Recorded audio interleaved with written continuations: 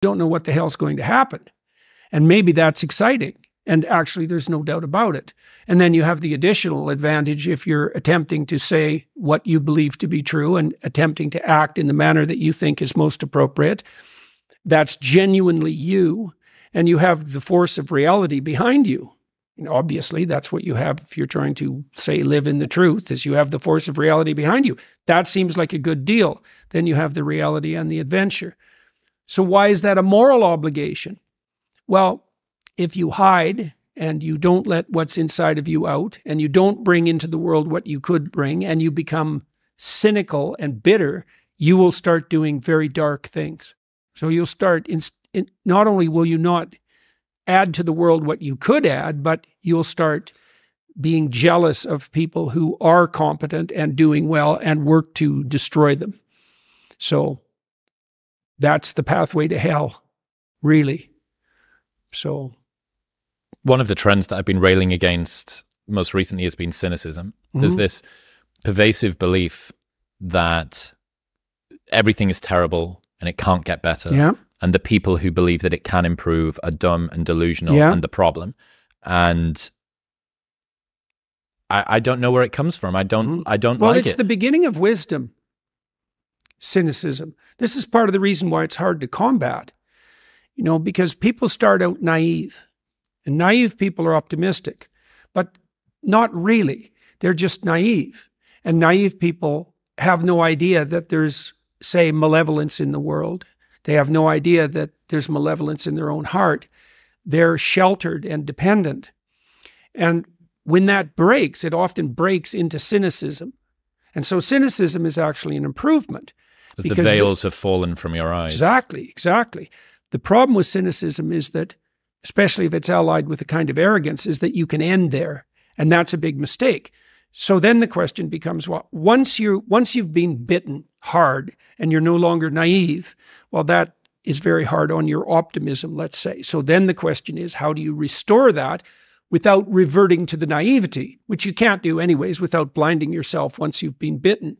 And the answer to that is you substitute courage for naivety and you regain your optimism as a moral imperative, right? So one of the things you might ask yourself is, well, if the future is likely to be catastrophic in a variety of different ways, which is definitely the case, both socially and personally, then what attitude should you bring to bear on that? And the answer might be, well, if you were courageous and faithful, and I can explain what that means, then you would conduct yourself in a manner that met the future head on, with the presumption that you can manage it.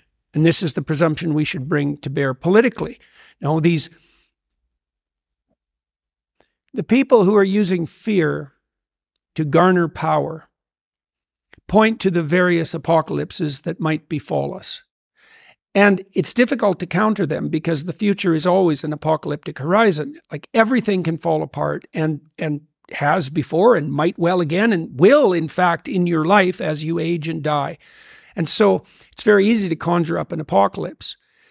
Then the question becomes not, is that apocalypse potentially real? Because the answer to that is yes, but what attitude should you have towards that? Naive, that's not good. Cynical, that's better, but it's still not good. It's another form of hell, and it also tends to make the potential apocalypses more likely. Well, so what do you have when you move beyond cynicism? And what you have when you move beyond cynicism is wisdom. And that's not naive, it's courageous. And one of the things that religious people have done relatively badly, especially in recent years, is they've failed to delineate the relationship between faith and courage. People like Dawkins and the new atheists, they point to faith and they describe it as something like belief in foolish superstitions. But that isn't really what faith in the deepest sense means. It means that you are willing to act out the proposition that you can ride the wave no matter how big it becomes, and that we can all do that together, especially if we do that in goodwill. And I think that's a much more appropriate way to confront the future, and it's also the proper medication for cynicism. Now, the other thing about cynicism that's interesting too is that cynics aren't cynical enough about their own cynicism, right? Because you can get doubtful enough to start doubting the validity of your own cynicism. It's like, what makes you so smart? What makes you the judge of being? The Columbine kids were like that. They decided that existence itself was unsustainable given its cruelty, and that the proper response was to put up a giant middle finger to men and God, right? Well, here's a way of being cynical about cynicism. How does your cynicism let you off the hook, right? How does your cynicism justify your desire to avoid necessary responsibility and to pursue your own short-term hedonic gains? It's like, why aren't you cynical about your own doubt? And that's another place where wisdom begins. It's like that. So that's two, right? Cynicism beats naivety, but it's not the ultimate destination. And you should be cynical enough to question the moral validity of your own resentment and your own, what would you say, your own turning away from the world. The way that I see it, given that we don't know the future, given that much of our motivations are invisible to us, we're not a crystal pond that we can see into, you have to have some form of delusion about what's going to happen in the future. You're trying your best to see the way that it's going to be, but given that the glass could be half empty or half full, why not have a delusion that's going to be useful to you, one of hope, even in the face and the understanding that things might be difficult and that there's going to be obstacles? There was a line of social psychology that pursued that argument for quite a while, that made the argument that people had to have positive illusions about the future, and that was the fundamental way that people staved off despair and bolstered their self-esteem. But I don't think we need to separate out the distinction between fantasy and delusion. You do have a fantasy about the future. You have to, because like you said, it's not structured. So you have to provisionally map the future. That's what a plan is. Positive That's goal. what a strategy is. Yeah. Right. But that doesn't make it a delusion. Like, it becomes a delusion when the map bears no relationship to the underlying territory. So if you have a strategy for the future, maybe let's say that your strategy for the future, just for the sake of argument, is that you have 5 million YouTube subscribers in 3 years. Well, you have no evidence of the strict sort that that's how it's going to be, because anything could happen between now and 3 years from now, let's say. But there's no reason to call that a delusion. It's one hypothetically possible path of potential. And then you can make the sacrifices necessary to bring that about. So even though it's a fantasy, because it maps something that isn't there, it's not a delusion. It's a delusion when you're ignoring elements of your own experience that would inform your fantasy more effectively. You're ignoring them so that you can live in a positive representation of the future without having to pay the appropriate price for it. One of my favorite ideas I learned over the last couple of years is the inner citadel from Isaiah Berlin. Do you know this? So Isaiah Berlin says, when the natural road toward human fulfillment is blocked, human beings retreat into themselves, become involved in themselves, and try to create inwardly that world which some evil fate has denied them externally. That's a delusion often. If you cannot obtain from the world that which you really desire, you must teach yourself not to want it. If you cannot get what you want, you must teach yourself to want what you can get. This is a very frequent form of spiritual retreat in depth into a kind of inner citadel in which you lock yourself up against all of the fearful ills of the world. Mutual friend Rob Henderson explained it in a simpler way. If your leg is wounded, you can try to treat the leg. And if you can't, then you cut the leg off and denounce that the desire for legs is misguided and must be subdued. And I think that we see this everywhere. Well, okay, so imagine that you lay out a plan and it meets with an impediment and it knocks the slats out from underneath the plan. Okay, now you retreat. Okay, now you have an option when you're retreating. And one option is to construct a world in fantasy where you're taking revenge on those who wronged you and getting what you want. That's a pathway to madness. So often people who develop serious delusions do develop, what would you call them? They're compensatory fantasies. And then they start to dwell in them, and often for hundreds of hours. So the kids, again, who showed up to Columbine High School, They dwelt in a fantasy world for hundreds of hours before they undertook their dreadful actions, right? But you can also flip back into yourself, let's say, and you can, this is like confession and atonement. It's the proper way to think about it, is you can think about what it is that you did wrong or insufficiently that led to the collapse of your plan, right? So that's the first investigation. I made some sacrifices. I attempted to bring about a particular form of the future. It didn't happen. Okay, why? Well, the world is set against me and the cosmos is evil and there's no God and I'm bitter and cynical. That's one potential explanation, right? Poor me, right? And I'm not trying to be flippant about this because sometimes people's dreams are quite realistic and they still fail catastrophically. You know, it can be brutal. You know, maybe you did make a lot of good decisions and you suddenly got ill or someone in your family did and everything went to hell on you. It doesn't have to be because you've done something cardinally foolish that you fail. You know, it's built into the structure of the world. But it doesn't matter. You can also retreat into yourself and you can say something like, all right, I need to retool my conception of strategy, but also potentially my conception of goal. You know, maybe I'm looking in the wrong place. Maybe I have to look somewhere else. And you can open yourself up to a revelation. So there's a gospel statement that's very relevant to this. So Christ tells his followers that if they knock, the door will open. If they ask, they'll receive. And if they seek, they'll find. And so it sounds magical. It sounds like the sort of thing that the new atheists would have a field day with, but that's not a wise interpretation of that saying. The proper interpretation is something more like a recognition of the way thought works. So imagine your plans didn't work out. Okay, now you sit down and you say to yourself, I'd like to know, even if the world was conspiring against me and my failure was 95% the fault of external occurrences and other people, what did I do that wasn't as good as it could have been? And where did I fail to look so that the probability of my failure was higher? Now, to ask that question, you have to want the answer. That's what it means to knock or to ask or to seek. This is no joke. It's like you have to want to know. And it's a very painful thing to do because especially if you had given it your all to the degree you were able, and you have reason to be bitter, you're going to be searching for the errors that you still made. And discovering your own errors is always extremely painful, right? Especially if they're errors that you're in love with. And so you have to be willing to strip yourself down. That's what humility means fundamentally. And then, but the advantage is, this is why it's so useful to listen to people. You might find out where you're stupid. And then you could stop being stupid. And so one of the reasons you confess your sins, let's say, is because you want to discover where you're insufficient. Now, it's painful.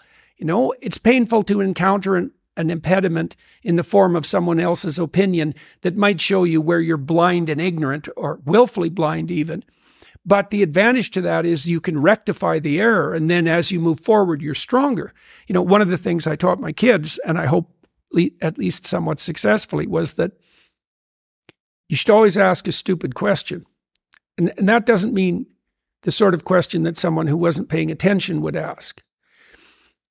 If you're listening to someone and you don't understand what they're saying, and you reveal that, you're revealing your ignorance, you know, and maybe you're in a room full of people and you think you're the only person stupid enough to not get it, which is very rarely the case, by the way. The thing is, though, if you reveal that ignorance to yourself and to the other person, they can rectify it. And if you do that 1,000 times, you're not ignorant anymore. And this is a real pathway to success, too. You see it, you do this because you ask real questions in your podcast. And Rogan does this. Okay, Rogan's always trying to be a little smarter than he already is.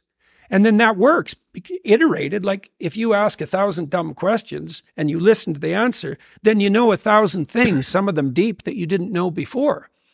So that's the advantage to searching your soul, let's say, for unrequited sins and attempting to atone. That's not a delusion, right? It's an attempt to set yourself right. It's the opposite of a delusion, even though there can be a fantastical element to it. Yeah, the conversation around people who try their best do as many things right as they could and yet still fall short because the world is random and unfortunate things happen.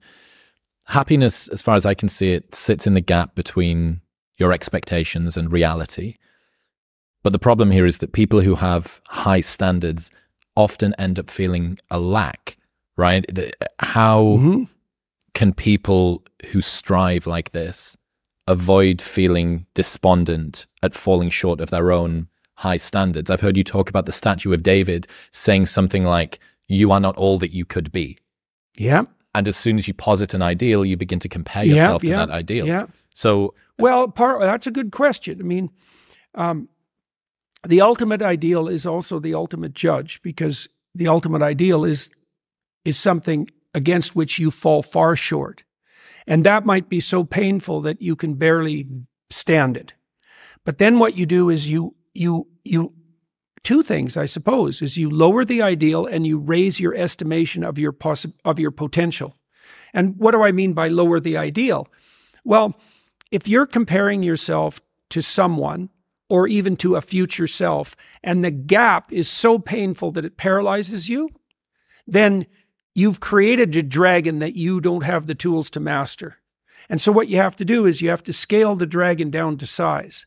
And you want to scale the dragon down to size until it's a size that you are willing to move toward, however small that is. Now, you know, if you're here and your ideal is here and that gap is unbearable, then you reduce the gap and you reduce the gap. And you're going to have to do that anyways, because you're not going to move from where you are to perfect in one fell swoop, right? There's going to be incremental steps. So you have to fill in that hierarchy of progression with a high enough resolution representation so that you can start to move forward. And then you should be buttressed. There's another gospel comment that's very interesting. It has to do, it's called the Matthew principle. And the Matthew principle is, to those who have everything, more will be given, and from those who have nothing, everything will be taken. Now, it's brutal because it implies that reality works like this. When you're moving up, you go like this, right? And that's pretty nice. That's a lot better than this. But when you're going down, you go like that, right? It's like downhill, cliff.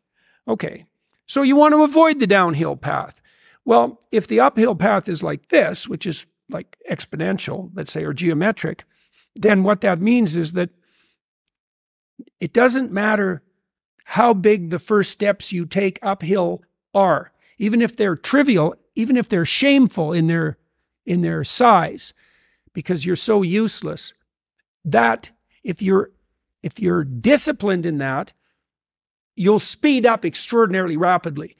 And so that's the good news, you might say, is that you can take very small steps, even ones that might be shameful in their size, and you have to admit that to yourself. But once you get the ball rolling, it doesn't roll in a linear fashion. It rolls in a geometric fashion. And this is a really good thing to know, because it can take the sting out of the realization of your own stupidity. It's like, yeah, you know, everybody has their weak sides, let's say, things they're embarrassed about. When I first started going to the gym, I was like, how old was I? 1985, 23. And I think I weighed 135 pounds and I was 6'1", very, very thin. A 27-inch waist, something like that. And I smoked like mad and I drank too much. Like I wasn't in good shape. The first attempts forward I took in the gym, I went to this swim exercise class. Jesus, it was me and this like really fat guy, young guy, probably not in any worse shape than me, and like 7 old women over 70, and they could outswim me.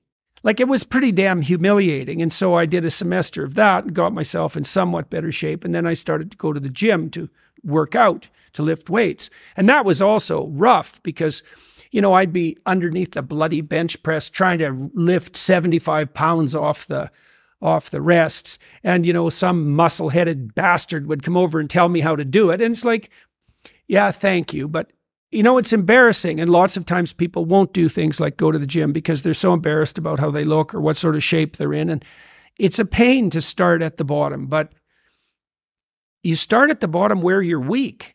And if you want to rectify what's weak, you have to accept the fact that you're at the bottom and that the first steps are going to be painful. It took me about 3 years, but I stopped smoking and then I stopped drinking and I gained 40 pounds of muscle in like 3.5 years, something like that. I basically had to stop doing that because I had to eat like 6 times a day. It was crazy. But I got a lot more physically confident and a lot more coordinated, because working out with dumbbells makes you coordinated, right? Because it exercises all the small ligaments and the tendons. And so my lower body in particular got a lot more coordinated. Then I could dance, so that was better when I was going out dancing, because I did a lot of that in graduate school. But the point of all this is, if you're going to rectify your weaknesses, you have to admit your insufficiency to your own shame. Now, if the gap between you and your ideal is so great that it paralyzes you, you shrink that, right? We'll get back to talking to Jordan in 1 minute, but first I need to tell you about Maui Nui venison. Maui Nui venison is the most protein-dense and nutrient-dense red meat on the planet. Thank you. Plus, they're the only stress-free, 100% wild harvested meat available. My favorite method for cooking it is straight from frozen. Salt the hell out of both sides, 12 minutes in an air fryer at maximum temperature, turn it over, 12 minutes again, and it is perfect every single time. It is such a life hack, actually taught to me by Jordan's daughter, Michaela, and all she does is eat meat, so that's the way to do it. All of the cuts are spectacular, but their venison sticks have been my new favorite while I've been traveling on the road. You can get the healthiest red meat on the planet delivered directly to your door by following the link in the show notes below, or going to mauinuivenison.com/modernwisdom and using the code modernwisdom at checkout. That's 20% off by going to mauinuivenison.com/modernwisdom and modernwisdom at checkout. One of the things I've been talking about in the live shows is your comparison group is incorrect. The fact that, we have the opportunity to sit down and listen to anybody on the planet, right? The best minds, the best athletes, the best thinkers, the most articulate that are alive right now, or listen to the people that have died that were around when video cameras existed. And you can compare yourself to that group. Yeah. But that's not your comparison group. If you have the impetus to sit down and listen to me and you waffle on for 3 hours about these deep topics, these interesting ideas, you are so already selected out of the normal group. You're already asking yourself questions that the right questions. almost nobody else is, right? But because your comparison group are people that are unbelievably high performing. I remember before I started my podcast, I'd listen to you or to Sam or to Joe, and I'd think, God, their recall is amazing. It's like they've just got this eidetic memory, and everything that they've ever read is able to come to the surface, and they're able to say it in this way that's completely seamless and all the rest of it. You go, okay, well, are you really a person that's never recorded a podcast before going to compare yourself to Joe Rogan, man that's recorded 1,000 and spent 10,000 hours on stage and done all of this UFC commentary and done all of this stuff in terms of TV? Is that really who you're going to compare yourself to? And it's unfair. And the problem that I see is people who have big dreams for themselves and want to do great things, they like to set their sights high. Yeah. And yet they feel despondent in the comparison. Yeah. So I think there's a pride in that too, eh? I can be. I want to be. Well, or that's who I should be comparing myself to, right? That's the pride. And the pride is something like, I should be that, or even I could be that. It's like, well, maybe you could, but you're certainly not going to do it, as you already pointed out, without the apprenticeship, right? So you could say that the despondency is actually, is in proportion to the false pride. Now, I wrote a chapter in, I think, my first book, which was compare yourself to who you are today, not to who someone else is. I mangled that to some degree, but you get the point. The proper comparison group for you is you yesterday, because you can make. First of all, you're the only control group that's appropriate to you, because you have a certain set of talents and possibilities and limitations and tragedies that are truly unique to you, and so. You might be comparing yourself to someone else on some dimension, but it's not a reasonable comparison, because you don't know what talents they were blessed with, and you also don't know what opportunities they had that you didn't, etc. It's just not a reasonable comparison. It's a lot better to think about who you were and then to think, well, could you be somewhat better in some dimension? And the positive thing about that is the answer is almost always yes. Now, you can orient that transformation towards some stellar target, and that's a reasonable thing to do, but that doesn't exactly mean that you should compare yourself to that target. Aiming at something and comparing yourself to it are not exactly the same thing. Plus, your bloody comparison is also a delusion. You know, that's another thing that you have to understand, is that you look at the person you're jealous of, and really what you're doing is you're looking through a very narrow aperture at a very thin slice of their life. You're looking at the thin slice of their life that's turning out the best, but you're also looking at a thin slice of their life that's marketed to be the best, right? And you have no idea what the horror of that person's life might be in its totality. And you have no idea if the deal was, say you wanted to be Russell Brand. There's a good example. You wanted to be Russell Brand. You wanted to be as charismatic and as famous as he is. Well, your real wish is that you get to have everything Russell Brand has, but none of his problems. Well, come on. I mean, it's no wonder that a vision like that would make you despondent, because it's naive, it's resentful, it's jealous, it's bitter, and it's unreasonable. You have to take the good with the bad. You have to take the bad with the good. And people rarely think about that when they're thinking about, the famous people they think they'd like to be. There was a recent interview with Elon Musk where he said something, "My mind is a storm. I don't think most people would want to be me. Right. They may think they would want to be me, but they don't. They don't know. They don't understand." Mm-hmm. What do you think of that? Elon's someone that people probably look up to and admire and aspire to be. One of the downsides to high-level genius is you might describe it as hypomania. So here's a simple test that people can do. So this is a test of something called verbal fluency, and verbal fluency is associated with creativity. And so here's a simple verbal fluency test. Write down as many 4-letter words as you can in 3 minutes that begin with T. Okay, that's pretty constrained, 4 letters and T. Or write down as many words as you can in 3 minutes that begin with S.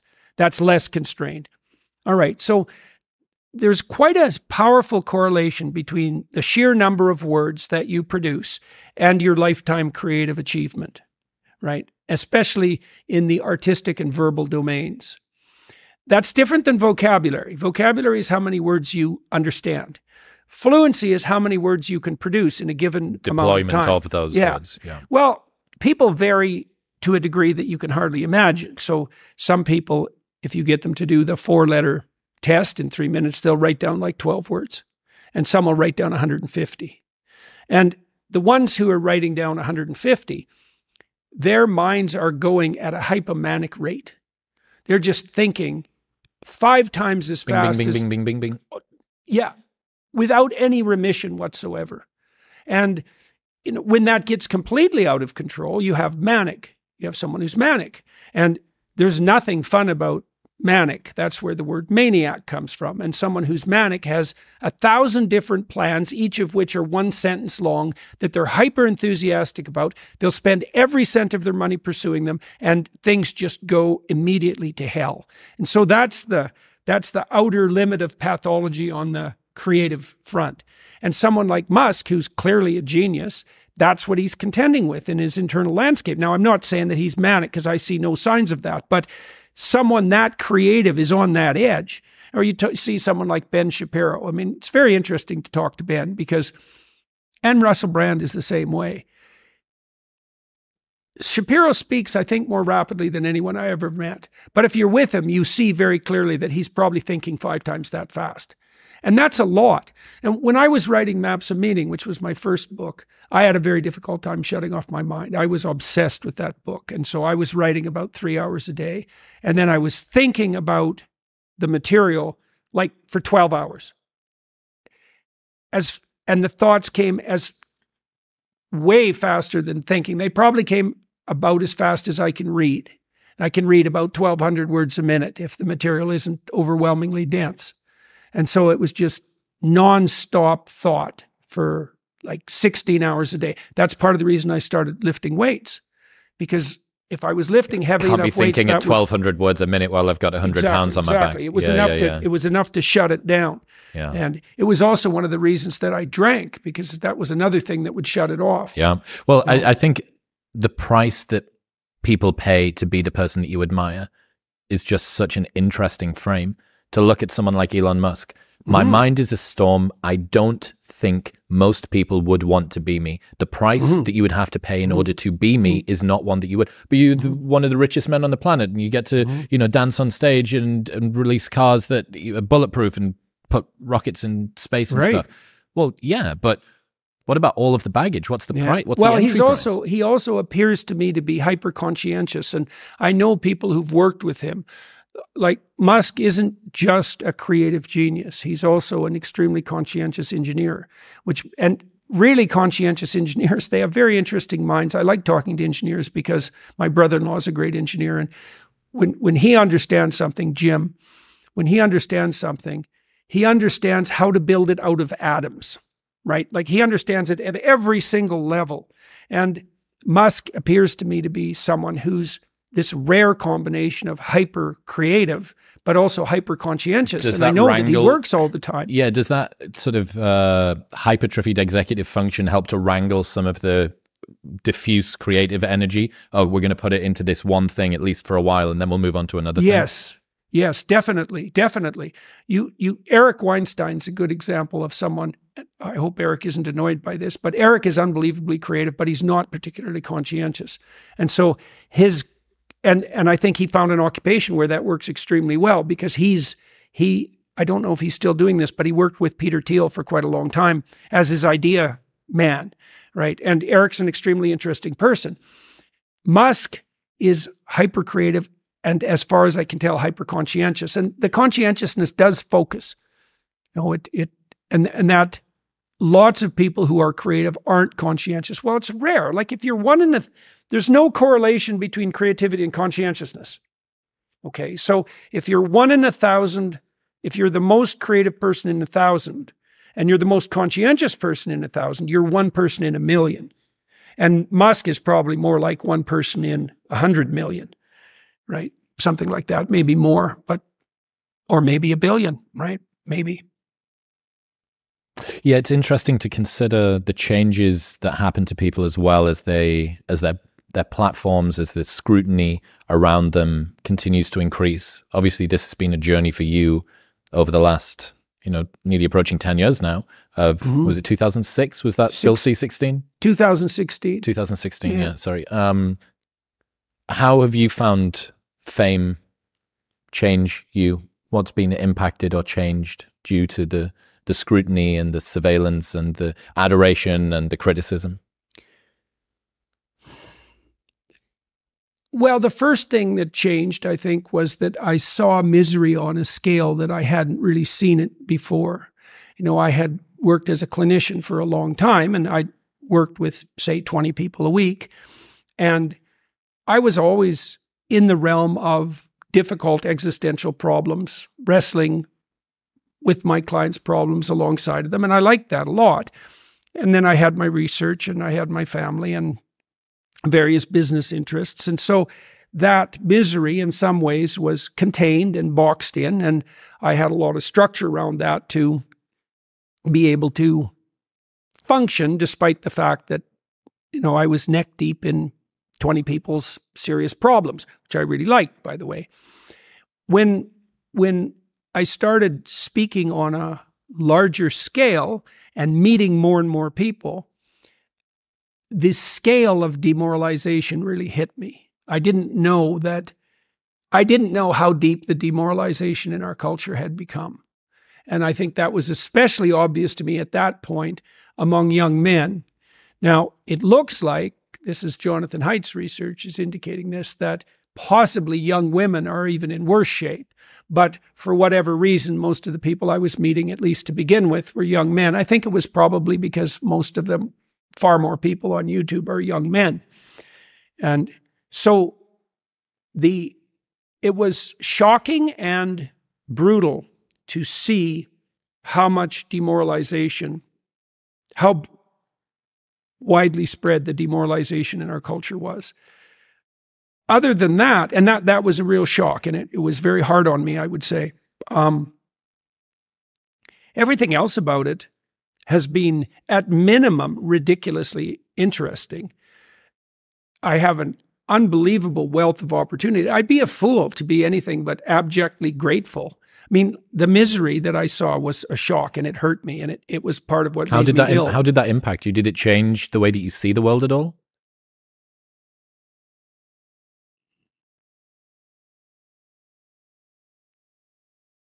It made me understand more deeply how important it was to offer people an encouraging word.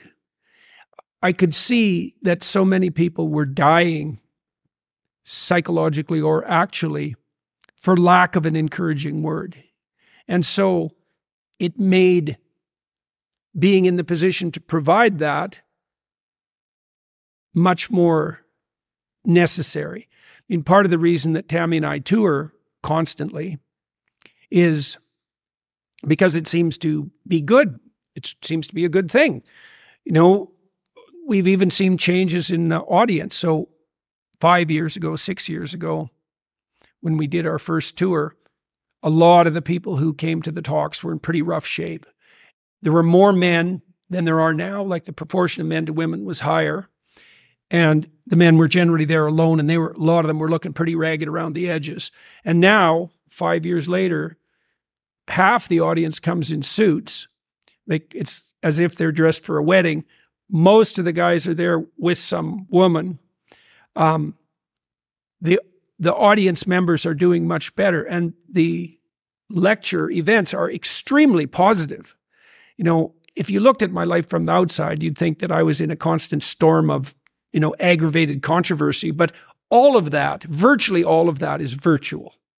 It's just in the online world. Now, it touches the actual world from time to time because I am being pursued by my regulatory college in Ontario. Camp. Yeah, which is, you know, mostly just an annoyance, and a preposterous annoyance, a preposterous, expensive, and time-consuming annoyance. But apart from that, everything that's happened around me has been positive. That's a strange thing too. Positive at such an intensity that even that is daunting.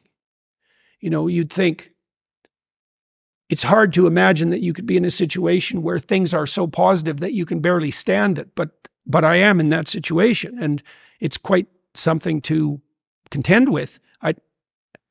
I was fortunate, I suppose, to some degree, that it didn't happen to me till I was old, because I've never really got accustomed to it. I've had a thought about this, observing what's happened to you, and, you know, the Weinsteins are a good example of this too. We often hear the perils of getting fame too young. Mm-hmm. The Macaulay Culkins of the world, the Britney Spears of the world, you know, individuals who don't have any sense of identity being thrust into a non-representative experience of the world, and they're completely unmoored. But I think that there's an equally interesting question to ask. Okay, and what happens if you think you know who you are? If you've spent decades, 5 decades, 6 decades of your life understanding your place, your status, the trajectory that you're on, and then out of nowhere, you get ripped away from all of the areas of reference, all of the way markers that you thought you knew, and now you're just floating in the air. I imagine that could be even more disquieting in some ways. Well, when everything blew up around me to begin with, it was stressful, I would say, because my job was on the line, my university job, and I never thought that would happen. I mean, when I worked at Harvard and at the University of Toronto, that was all positive. Like, I really liked working with my graduate students. I had at least cordial relationships with my fellow faculty members. At Harvard, they were more than cordial. At the University of Toronto, most of the faculty members that I started to develop friendships with were also those who ended up moving away. And they were often people who got offers from other places, and, you know, they would disappear. And so a lot of the friends I developed at the University of Toronto went elsewhere. And so I didn't get as tightly tied in with regards to friendship networks among my peers as I had at Harvard, for example. But I had great relationships with undergraduates and with my graduate students. That was plenty. Like, I loved working with my graduate students. And so it wasn't like I was pining and alone, not at all. And I had a good network of friends. And so then that was threatened and really disappeared in 2016. And my clinical practice was threatened. And so that was unsettling. I think there were things that continued, though. Even when I was teaching as a university professor, the way I taught wasn't typical. The things I taught weren't typical. I thought for decades, eventually someone's going to find out what I'm teaching and there's going to be trouble. I couldn't believe I was allowed, encouraged to teach what I was teaching. But, the universities, and this was particularly true of Harvard in the 90s, that's how they were structured. What was so rebellious about what you were teaching? Well, there wasn't really anybody who was concentrating on the nexus between, say, archetypal and religious ideas in neuroscience. So that wasn't a thing. I mean, there was a few people, Jaak Panksepp was one of them, who a lot of the researchers who were interested in the neuroscience of emotion became interested in deep narrative because they started to understand that our emotional life is a story. That's a good way of thinking about it. And that we're guided by our emotional instincts. And what our emotional instincts do is put us into certain stories. That's what it means to be in love, for example, is that you're in a love story. And it's not a particular balance of oxytocin and endorphins that you are aware of. It's not broken down to its constituent parts. No, definitely not. It's part of a narrative that you tell yourself about what this means and how this feels. Right. Well, and it's interesting that the instinct manifests itself as a story. And so I was very interested in narrative and story. And also, see, no psychologist studied Carl Jung, like literally, virtually none. Really? Now, oh yeah, no, definitely not. I mean, psychology really developed in some ways as the materialist antithesis to psychoanalysis. So Freud and Jung, and even Adler to some degree, they were off limits for scientifically trained behavioral psychologists. And that's what I was and am. Like, I trained at McGill. There were no courses in psychoanalytic theory at McGill. I read Freud and Jung completely on my own, flying in the face of the advice that I was getting even from my well-meaning graduate supervisor, who was a great guy and who never got in my way in the least, quite the contrary. But I was warned, for example, when I went on the job market, not to talk about the things that I was truly interested in. And I ignored that, by the way. And what that meant was some places that I went to apply for a job didn't want me, but then Harvard did. So that worked out quite nicely. And that's one of the advantages, too, also of being true to your own vision, is that you won't get what you don't want. See, I didn't want to go work somewhere where they wouldn't want me. I wanted to go work somewhere where they wanted me. So my strategy was, well, this is who I am.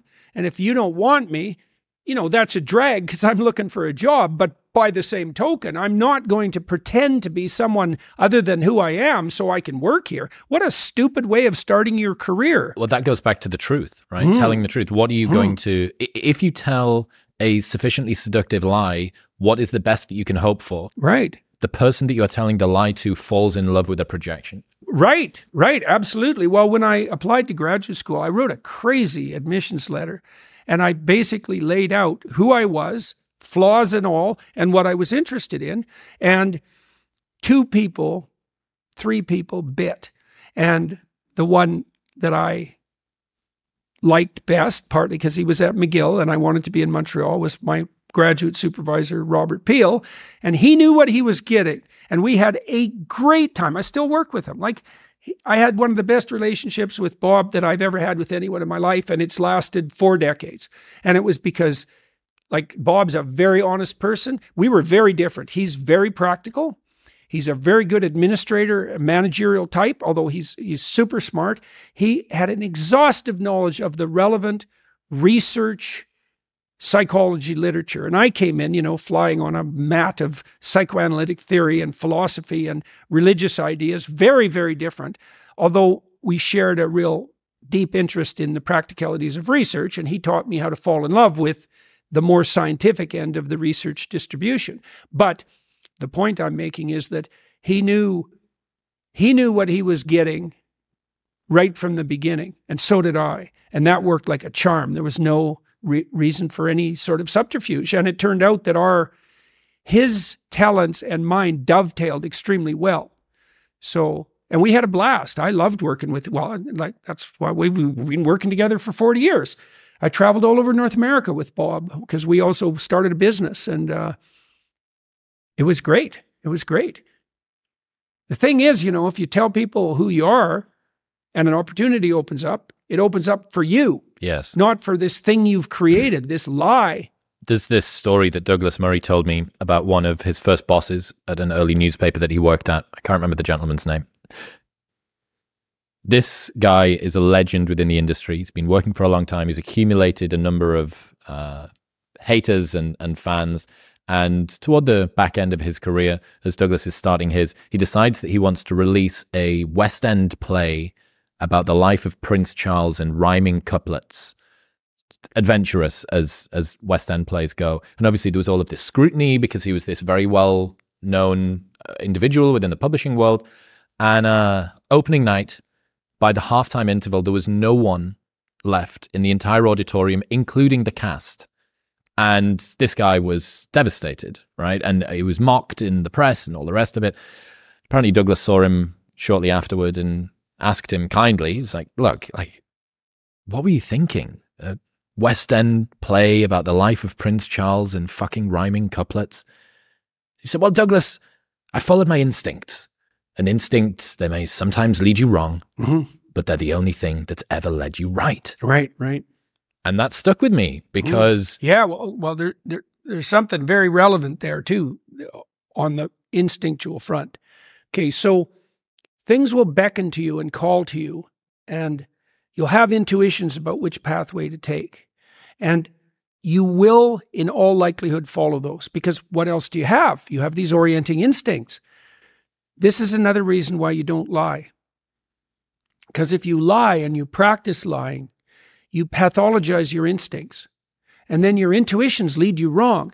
And so there's a sin that's laid out in the Gospels. It's the sin against the Holy Ghost. And it's unforgivable. And people have been debating for like 2,000 years about what this particular sin is. But it's something like the pathologization of the instincts that orient you. Like if you sacrifice your relationship to the truth, you warp your vision. And then you can't see.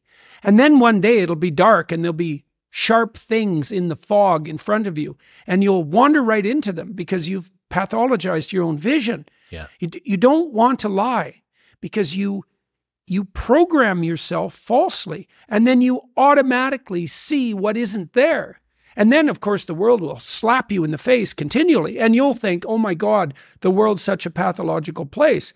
When the truth of the matter is that no, you just keep running into things that you refuse to see. And then you think, well, the world's made of nothing but obstacles. It's like, well, you put the obstacles in your own path. And you did that by developing these complex, self-serving delusions, a story that you tell other people about who you are that isn't true. You're trying to lay out a map that bears no relationship to reality, and you keep wondering why you wander off the path and into a pit. It's like, well, how could it be otherwise? See, if you really understand this, people have commented to me many times about my bravery, and I don't like that. It's not right. I'm afraid of different things than the typical person. Maybe that's a good way of thinking about it. I'm way more afraid of the consequences of saying something that's false or wandering off the appropriate path than I am of whatever consequences might come for saying what I believe and doing what I believe to be the case. I'm way more afraid of that. You know, I've been reading the Gospel of St. Matthew. I'm I'm writing a book at the moment called We Who Wrestle with God. And one of the things Christ says to people continually is to not damage their vision, is to not put, that's the best way of putting it. Don't occlude your eye. You can see what's in front of you if you're willing to see it. And if you're willing to see it, many of the terrible obstacles in life, you can just walk around. But if you blind yourself purposefully to follow your own narrow, self-serving delusion, you're going to run into terrible things and terrible people and the terrible part of your own soul all the time. That's what you should be afraid of. But the best thing that you can hope for, if you do that, is to fluke success living somebody else's life. Right. Great. Wonderful. Yeah, exactly. You get to be a successful fraud. I remember this documentary about Ron Jeremy. I think they called him the Hedgehog. He was this famous porn star. I've seen a music video with him in, yeah. Yeah, okay. Not one of the world's most attractive people physically. And, he lived in this very interesting world. He lived in this world. He was stopped constantly on the street by people who thought Ron Jeremy was a hero. Right. So he was in hell because the people who admired him were the people who admired... He was surrounded by the people who thought that he was an avatar of success, right? And so he got what he wanted, I suppose. He had easy access to easy women. In other news, this episode is brought to you by Manscaped. If you are a gentleman who is still using an old face shaver from 3 Christmases ago to trim your gentleman's area, what are you doing? Join us here in the modern world. There are purpose-built tools for the job, and the brand new Lawnmower 5.0 Ultra is the tool that you need. It's got a cutting-edge ceramic blade to reduce grooming accidents, a 90-minute battery so that you can take a longer shave, waterproof technology so that you can groom in the shower, and an LED light which illuminates grooming areas for a closer and more precise trim, or if you just want to do it in the dark like a ninja would. Going into the holiday season, you might want to get the man in your life a gift or hint at him that he's a tiny bit more hairy than you would like, and the Manscaped Lawnmower 5.0 Ultra is the perfect blending of these two worlds. Since we're on YouTube, I can't show you how this actually works, but what I can show you is that transformation right there. That's you, gentlemen. Unwrap the gift of smoothness this season by going to the link in the description below or heading to manscaped.com/wisdom using the code WISDOM at checkout for 20% off and free shipping. That's manscaped.com/wisdom and wisdom at checkout. Well, let me give you this. This is why I think the beginning of the incel movement and the black pill movement was born out of pickup artistry. The origin, if you trace it back using internet history, of the incel black pill ideology was I think it was a subreddit or a website called PUA Hate, Pickup Artist Hate. And what it was a group of men who had been through the pipeline of pickup artistry, and come out the other side with a very jaded and even more jaded view of the world. More jaded. Yes, and I'll tell you why. So what happens if a guy learns old school mid-20s pickup artistry is you realize that there is a particular set of actions, a script that you can run, which makes it more likely that a woman is going to go to bed with you. Right. But what you realize when you do that, as you learn how to nag and do Kino escalation and tell them that story about the midget fight outside or whatever your script is that you're running, you then begin to see just how far away that person is from the person that you actually show up as. Right. Who you are, and this extravagant persona that you need to convolute into existence in order to get this woman into bed makes you feel worse even. Feel the gap between where you are and what you have to do in order to achieve the thing that you want. Now, what you don't realize is that there are a million other ways that you could become sufficiently charming to get this person to like you. This is by actually doing it, for example. This is just one that happens to be robust and easy enough to write down in a book and easy enough for most guys to replicate. It's basically a form of scripted psychopathy. So what a psychopath does is feign competence, right? So most psychopaths are very emotionally stable. And so one of the early stage markers for competence is self-possession and calmness. And so if you're not an anxious person, you've got an edge on that already. And most psychopaths are very high in emotional stability. And so they look confident, because confident people tend not to be that nervous. Like if you're doing something you're expert at, well, you're not nervous because you know how to do it. Okay, so the lack of nervousness is a hint to competence. Well, you can feign that. You can feign competence.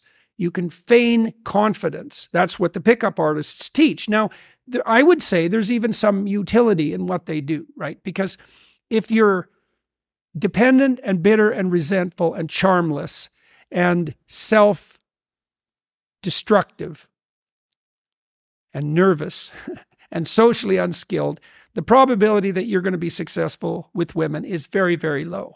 Okay, so you should be other than who you are. Now, if you start putting on this persona, then you could think about that as a new suit of clothes, and you could learn through that how to fill in the gaps. Fake it until you make it. Absolutely, absolutely. But if you take on that without doing the effort necessary to integrate that in a genuine way, then all that's happening is that you're being rewarded for being fake, right? And that's part of the problem with that too, is that you're practicing learning how to manipulate people in a psychopathic way. And if you practice that, of course you're going to become jaded. Like there's nothing more jaded than a psychopath.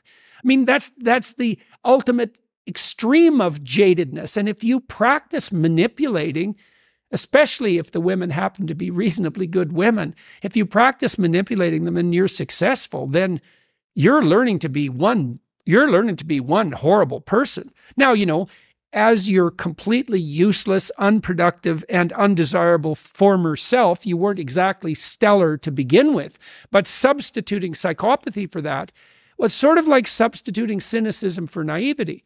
Now, as a complex problem, I mean, part of the reason that people like Andrew Tate are so attractive to young guys is because they do put up that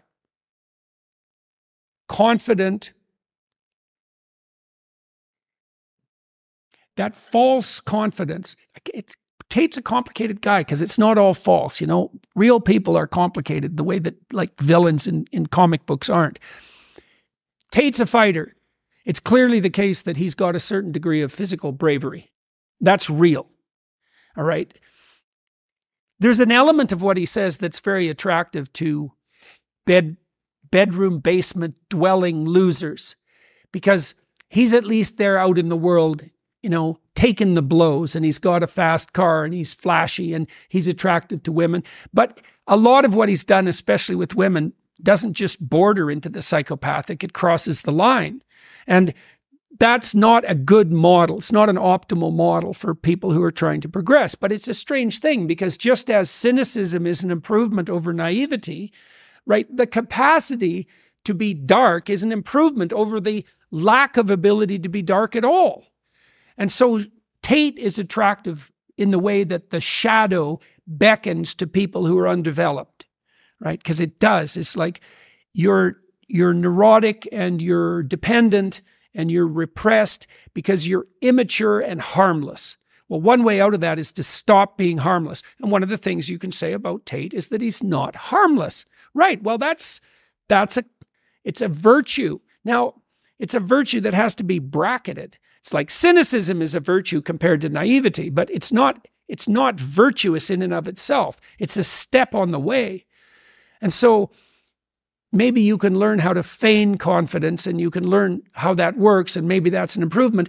I had a guy in my clinical practice who got involved with the pickup artist community, and he taught me a lot about it. And one of the exercises that their initiates had to do was to go out and ask 50 women for their phone number in one day. And that's a great exercise, you know, and I'm not exposure therapy, approach anxiety. Absolutely. Getting over your fear of rejection, right? Yeah. And 50 times will do that, because you're going to get rejected the vast majority of 50 times. But, well, likely 50 times. Although generally that wasn't people's experience. You know, if they were even vaguely skilled, they'd at least get a false phone number out of the deal. But then they learned that the rejection wasn't as catastrophic as they thought. But more importantly, they learned that they could continue moving forward in the face of rejection. So the thing that it makes me think about there is intellectual humility and how tightly people hold on to their beliefs, that if you believe that you are always going to be right that there is nothing to learn outside of you, and that any kind of admission that you might be wrong is tantamount to destruction, it does exactly the same thing. You need to, and it goes back to asking stupid questions, being prepared to ask the stupid questions and look not like the most informed person in the room, but also importantly, nowhere near the most stupid person in the room, because you're the one that's asking the question. Well, the stupidest person in the room is the person who doesn't know and won't ask. Or even worse, who doesn't know and won't ask and acts like they know. That's not good at all. There's from your... See, that's part of that idea that you should love your enemy. So you might say, well, why should you do that? Well, your enemy is going to be your harshest critic. Now, it's possible that if you have a very good enemy, that he will show you flaws in your character that you didn't know were there. And so it's a very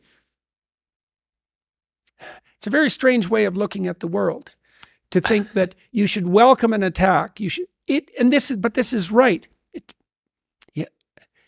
I'm saying that with all due caution, let's say. The more vicious the attack, the more of your potential hidden flaws might be revealed. Have you found that to be true? Oh, definitely. But I've also found that that attacks force you to contend with it, to see if it's there, right? To test it. I suppose the attacks that have come after me that have been most successful, they're almost always journalists. And they're usually British female journalists, but not always. We produce a nation of hard-hitting journalists. Yeah, well, and faith in journalists is the lowest in the UK and anywhere in the Western world. And I can see why, but there's some advantage. There's some real advantage to facing someone. It's a Pharisee problem. In the Gospels, Christ was always contending with these Pharisees. And what the Pharisees were always trying to do was to lay a verbal trap for him. So is a Pharisee a person? Pharisee was a Jewish sect. Okay. And the Pharisees were very legalistic in their interpretation of Mosaic law. And so they were hypocritical, the way they're portrayed in the Gospels. And they're hypocritical by the book moralists. And most of their morality was for show. They liked to pray in public. They liked to be seen being holy. At least that's the criticisms that are levied against them. And what they're always trying to do in the gospel accounts is to lay a verbal trap for Christ so that they can expose him as a heretic and kill him, right? So every single thing they say is a snare of some sort. And there's lots of journalists like that. Nellie Bowles, who wrote an article about me for the New York Times, which was a very devastating article in many ways and very serpentine and subtle.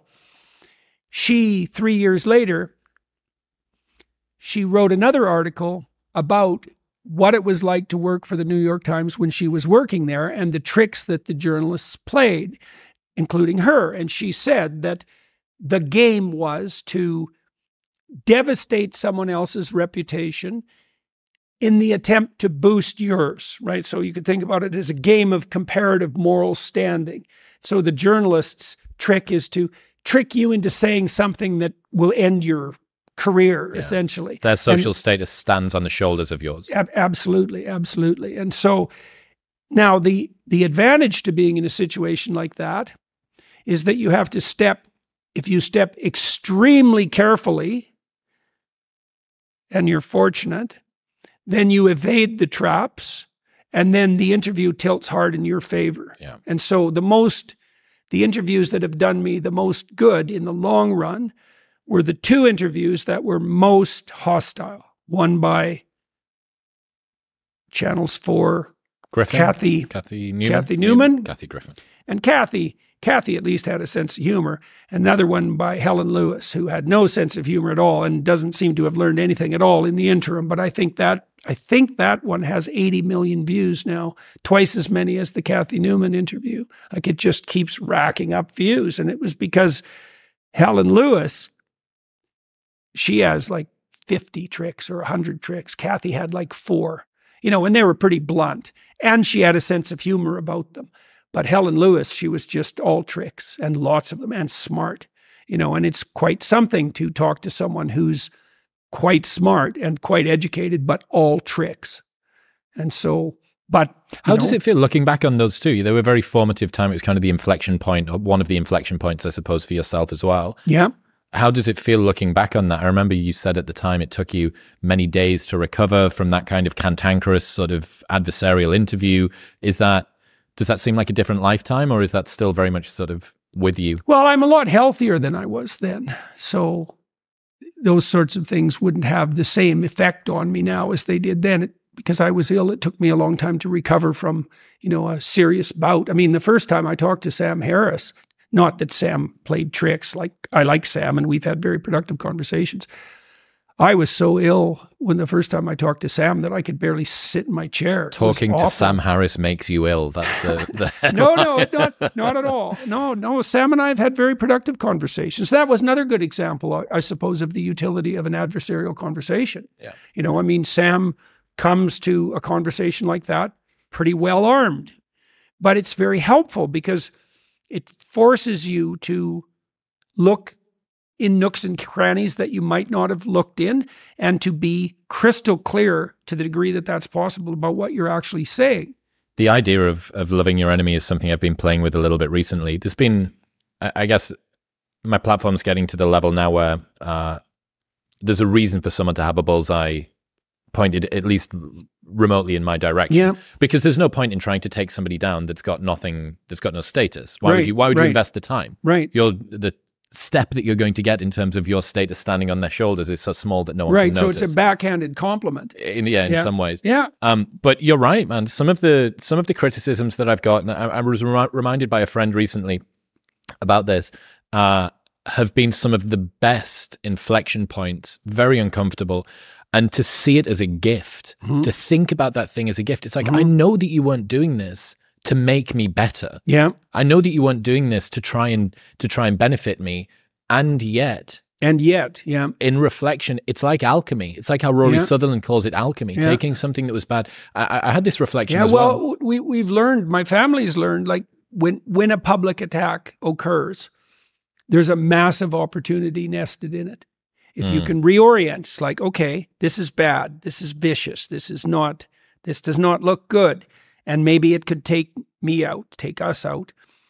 Is there a way we can play with this that will not only neutralize it, but twist it in the other direction? I think the thing we did that was most effective on that side of things was when I was written into Captain America as I spoke to you that day. Red Skull. I spoke to you that day that it happened. Yeah. The magical super Nazi, floating Nazi or whatever. Yeah. Well, it was shocking, right? It was very shocking. And then Olivia Wilde. Yeah, that was shocking too. Yeah. There's a litany of yes.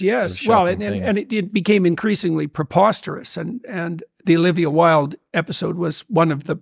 That was so preposterous that it was almost immediately laughable. I think mercifully that film was so badly made, and I'm pretty sure that she'd cast her boyfriend as got rid of someone that was super competent and put somebody in that was pretty incompetent.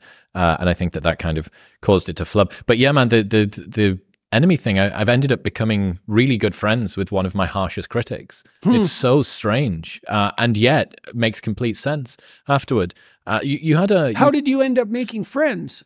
So I got criticized by a pair of podcasters who do this. They kind of take down or they have a very critical eye of much of the podcasting world, and they did an episode about an episode that I'd done, and they have a right of reply thing. Oh yeah. Sam's been on to do it. Who else has been on to do it? I did it. A couple of other, Konstantin Kissin's been on to do it. And I went on, and there was a bit of I listened to their show. I think it's a very illuminating way to see how people that have a different perspective about what's going on in your world see it. And I was like, yeah, I got the opportunity to go on and have a conversation, and I did. And I found them to both be way more charming than I thought that they were going to be.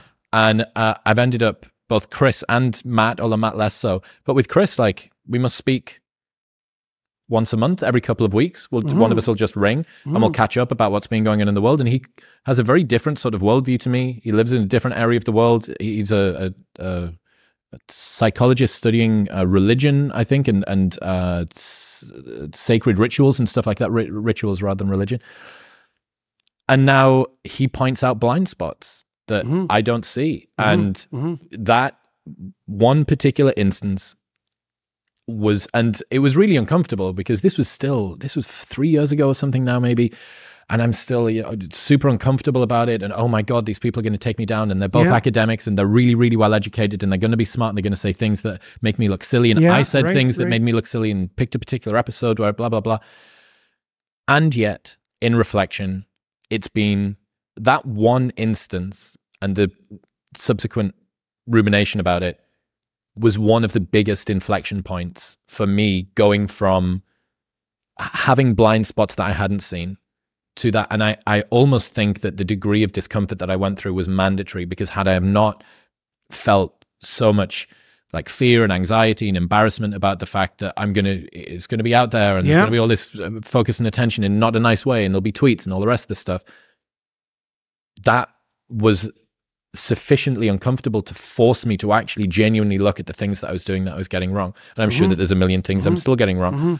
But yeah, it was as much a gift as it could be. We'll get back to talking to Jordan in 1 minute, but first I need to tell you about Element. I've used Element every single morning for over 3 years now. It is the way I start every single day. It tastes fantastic. It optimizes my hydration. It helps to regulate my appetite, and it improves my brain health. Element contains a science-backed electrolyte ratio of sodium, potassium, and magnesium. Best of all, they've got a brand new chocolate caramel flavor, which you can have hot. Hot Element, I hear you say. What sort of hydration blasphemy is this? But no, it tastes fantastic, and on cold mornings, it's perfect. There is a no BS, no questions asked refund policy, so you can buy it and try it completely risk-free. And if you do not like it for any reason, they will give you your money back, and you don't even need to return the box. I've used this every single morning for as long as I can remember, and that orange flavor is phenomenal. Plus, that chocolate caramel is available right now if you go to the link in the show notes below, or head to drinklmnt.com/modernwisdom for a free sample pack of all 8 flavors with your first box. That's drinklmnt.com/modernwisdom. Here's another thing. I spoke to David Goggins about this last year, about how I was bullied as a kid. And I was quite unpopular in school, and I was an only child. So I didn't really have many people to back me up, in the schoolyard or whatever. And I, for a long time, had a chip on my shoulder about the kids that mistreated me in school, as you might expect. And then I got toward, maybe a few years ago, and I really, really started to reflect on it and realized that so many of the things that I valued in myself were the light side of something dark that had been created during that time in school. So my complete preparedness to just spend time on my own means that I don't mind about moving out to a country where I don't know anybody and trying to make this podcast thing work, or spending hours and hours working or researching or recording podcasts or doing intros or whatever it is. Like all of those things. Not having a super tight social network as a kid meant that I wasn't beholden to anybody. When I grew up, that I didn't feel the need to have as much support as I go along to do stuff. Now, other sides of it haven't been so great, because I still seek validation. I still seek a lot of validation because that was something that I was missing as a kid. But yeah, realizing not only you probably wouldn't be here if it wasn't for the things that you went through. Okay, there's step 1. And then step 2 is, and I'm quite grateful for what I've done. And then step 3 would be something like, wow, I'm proud of myself for having turned something that was negative into something that's positive.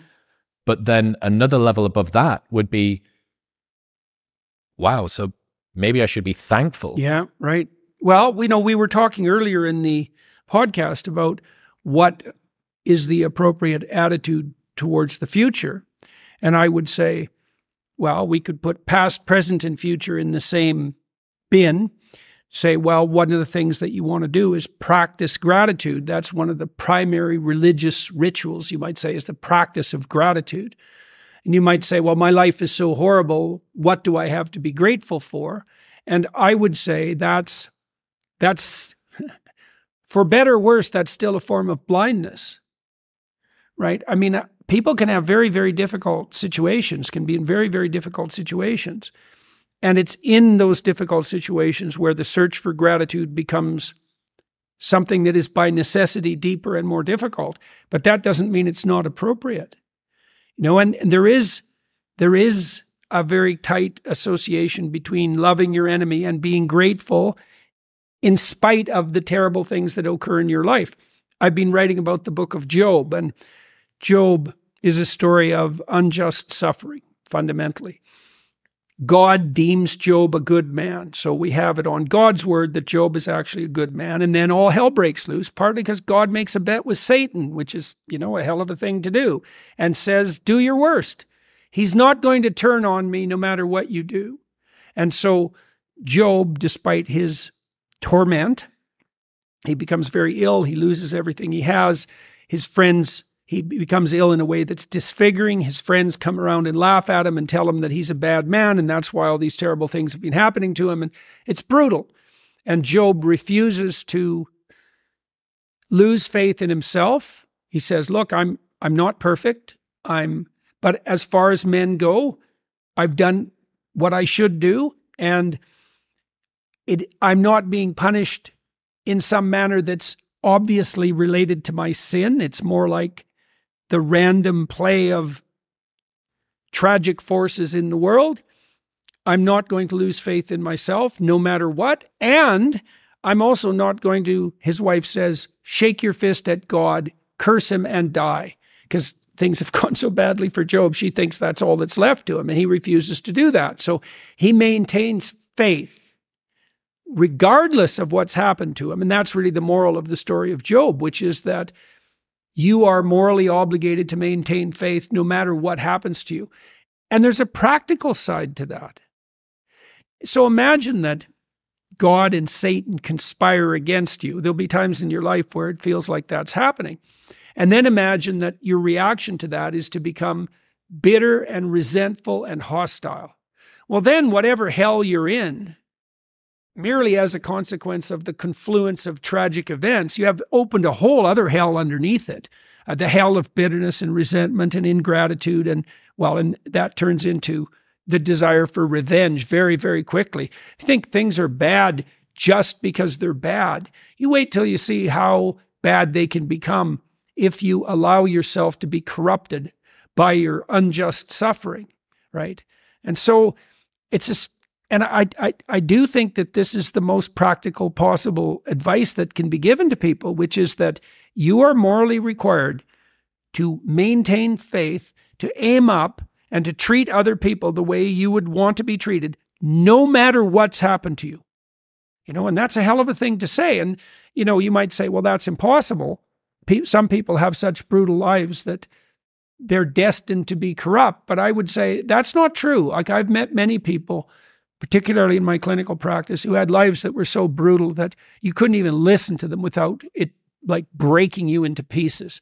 Brutal childhoods of a depth of malevolence you can hardly conceptualize, who decided despite that they were going to aim up and they were going to maintain faith in themselves and the world. And so it's like, that's on the table for people. It seems like an odd paradox that the people who have been brought up under lives of the most privilege are often the ones that have the most complaints about the world, and people who have been brought up in deprivation a lot of the time are able to be perfectly in gratitude. It seems very strange that's the way. Yeah, well, so one of the things I saw at the university, I saw the faculty members, my peers, retreat in the face of the advancement of the administration over like 3 decades, to the point where the universities really became corrupted. And it didn't really happen at Harvard when I was there in the 1990s, although it was starting to fray around the edges slightly, but I really watched it at the University of Toronto in the 20 years I was there. The administration kept making demands on us, and every time they made a demand, we would fold. Every time. 10,000 micro-retreats. So then the administrators took over the university, and then the woke types took over the administration, and that was that. Well, the reason, what I saw my faculty members do, the academics that I worked with, is that this is how the corruption starts. It's like when you're an undergraduate, you write down what you think the professor wants to hear to get the grade. And then you're a graduate student, and you have to let's say, get along with your professors and your supervisor. You have to tell them what you think they want to hear so that you can get your PhD. And then maybe you are on the academic track and you're an assistant professor. There's 3 levels of being a professor. You're not tenured as an assistant. So you really can't say what you think or do what you think you should do then, because you have to get tenured. And then when you're tenured, well, you're not a full professor yet. And so you don't speak then. And back in the back of your mind, you have this idea, well, at some point, I'll have enough security so that I'll be able to tell the truth. But that's based on this weird idea that the courage to tell the truth is based on security. Well, courage isn't based on security. That's a stupid theory. You're not courageous if there's no risk. So your notion is you'll be courageous when there's 0 risk. Well, obviously that's a contradiction in terms. You're only courageous if there's a risk. And not only that, by the time you've sacrificed your word for illusory security for 15 years, there's nothing left of you that's true. That's gone a long time ago. You probably look back at the former self who was naive and thought that you could say what you think as just, well, you're cynical about it. You know, that person just didn't know how the world worked. And then it's the same thing that you pointed out. The idea that you become good because you have material plenty, that's a silly idea. Why would that be the case? It's like the same as assuming that all rich people have got taste. Right, There's right. poor people who've got beautifully designed interiors and rich people who've got gaudy messes. Right. There was well, then the poor people are actually rich. Absolutely. There's a report. I wanted to bring this to you. It's so interesting. So a recent report was released by the Harvard Graduate School of Education detailing the drivers of anxiety for young adults aged 18 to 25. 34% reported feelings of loneliness. 51% said achievement pressure negatively impacted their mental health. 58% reported lacking meaning or purpose in their lives in the last month. 50% reported that their mental health was negatively influenced by not knowing what to do with my life. There has been much examination of the well-being of teens aged 14 to 17. Not much has been known about those occupying the critical young adult years, and yet young adults report roughly twice the rates of anxiety and depression as teens. The young adults are not okay. Yeah, I believe that. I saw even with my own kids that like when I was a kid, probably the time between 13 and 15 was the most difficult transition. But I saw that become older. By the time my kids are 30 now, basically. By the time my kids were young adults, I could see that transition into adulthood was the place where the difficulties were starting to mount. I think perversely that the therapeutic world has a fair bit to do with this. Partly because therapists who are basically secular liberal Protestants, that's a good way of thinking about them, tend to conceptualize mental health as subjective, right? It's like mental health is something you carry around in your head, like you carry around your identity. That's why we have these ridiculous ideas that you can just define your own identity. I am whoever I say I am. Well, obviously you're not, because other people have to go along with your game there, buddy. And they're either going to do that, they're not going to do it, or they're going to do it voluntarily, or they're going to do it by force. If they're not going to do it, you're screwed. If you have to use force, that's not going to work. And if you want them to do it voluntarily, then it's not going to be all about you. Obviously, even no 4-year-old can find someone to play with if he always gets to pick the game. Okay, so why might young adults be lost? Well, part of it is that they're thinking, I'm not trying to be judgmental of a whole generation. It's a form of thought. Your mental health isn't dependent on you. That's not the right way to think about it. I don't think you can be mentally healthy in the absence of a long-term stable relationship. So you have to be married. Let's make that part of the precondition for successful adaptation as a young adult. You have to be married. So you have to establish a relationship with someone that integrates sexuality, that's there for the long run. Because there for the long run is the same as sane. There for tomorrow, there for the next minute, that's not sanity, that's impulsiveness. That's aimlessness. They're the same thing. If it's all about what you want right now, or more accurately, all about what something in you wants this moment, that's the definition of immature insanity. You have to commit. So you commit to someone else, you commit to your family, you commit to your community. Like, there are multiple levels of identity that stretch out into the social world.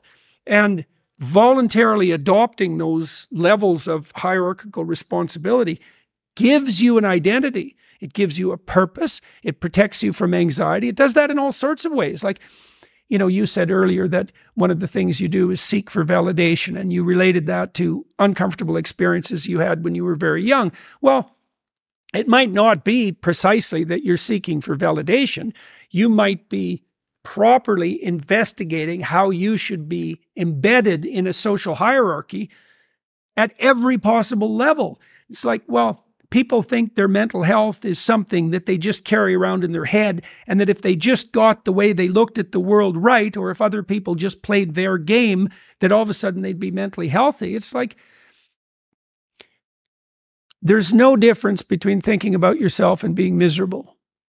Technically, if you look at, you can group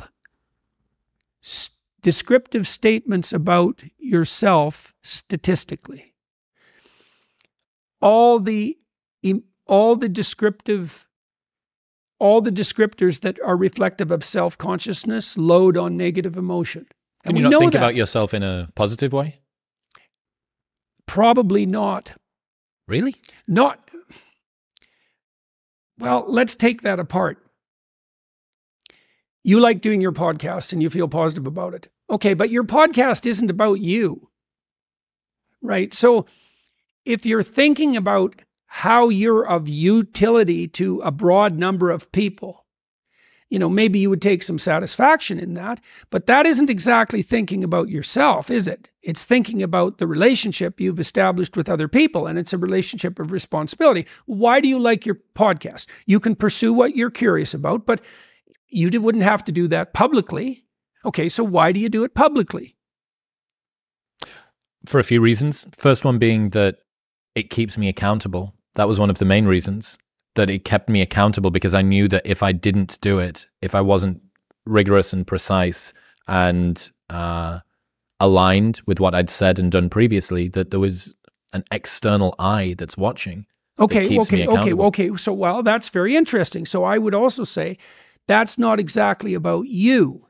That's about your ability to establish harmony between what you say and the way you act, and the expectations that an increasingly broad social community has of you as a consequence of what you say and how you act. Okay, that's not about you. That's about your nesting in a social hierarchy, right? And so I think you can, and then you might say too, well, maybe you're thinking about yourself when you're establishing an aim or a goal. Well, not if they're good aims or goals, because if they're good aims or goals, and I would say what good means technically is an aim or goal that will play out well in the medium to long term across a multitude of situations, including many, many people. So a solution that iterates across time, that is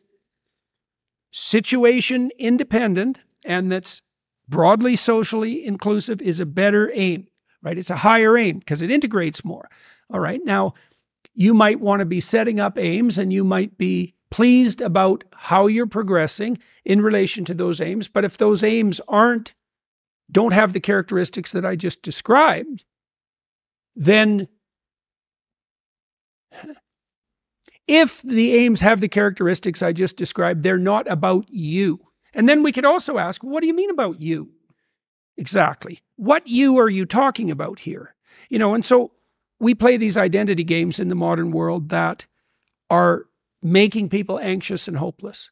And one identity game is, I'm defined by my sexuality. Okay, so let's take that. I'm defined by my sexuality. Okay, but what do you mean by your sexuality exactly?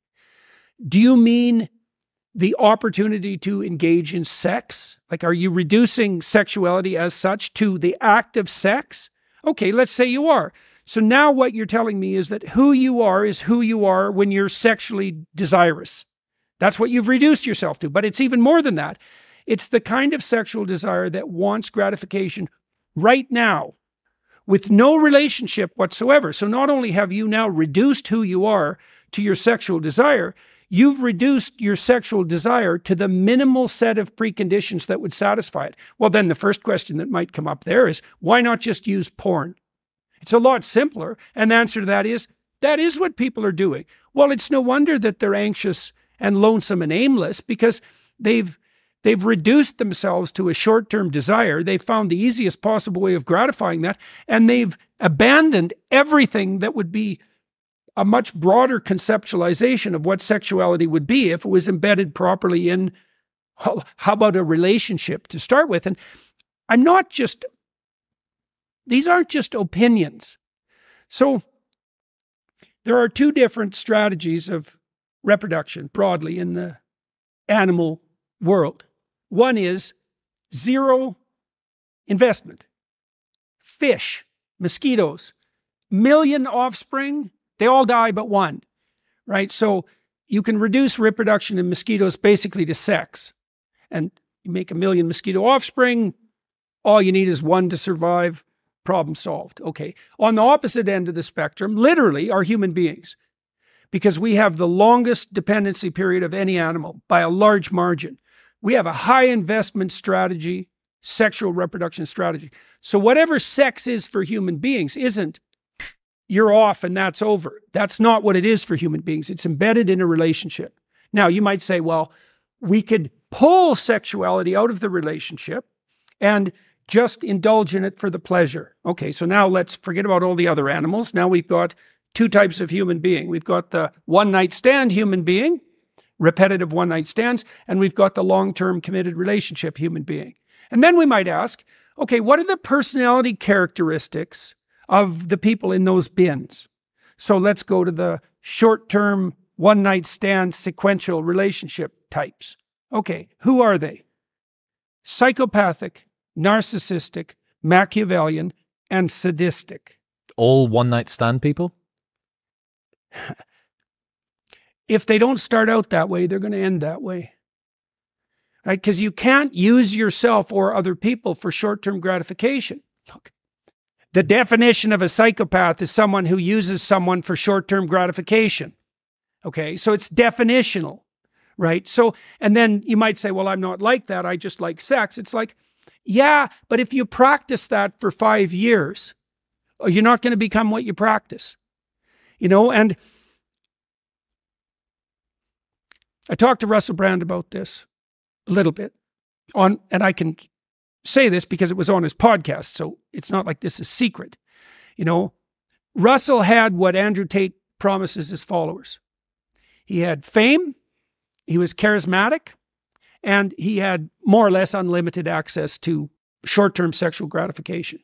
Okay, in combination with, you know, the chemicals that make that even more likely, alcohol and cocaine, let's say. So what are the consequences? Well, I asked him, what were the consequences? You had this. He said, despair, anxiety, and hopelessness. Right, but not just that, because, you know, Russell got himself in trouble here a month and a half ago, just about took him out. Well, it was his past coming back to haunt him, like, and he had to scroll through his psyche and see, you know, well, with all these short-term relationships, these short-term sexual gratification binges that I indulged in, did I ever cross the line? Well, the answer is, well, you're going to have like 200 encounters like that, and you're not going to cross the line. When you're drunk, when you're on cocaine, you're going to cross a bunch of lines. And then it's going to come back and haunt you. And so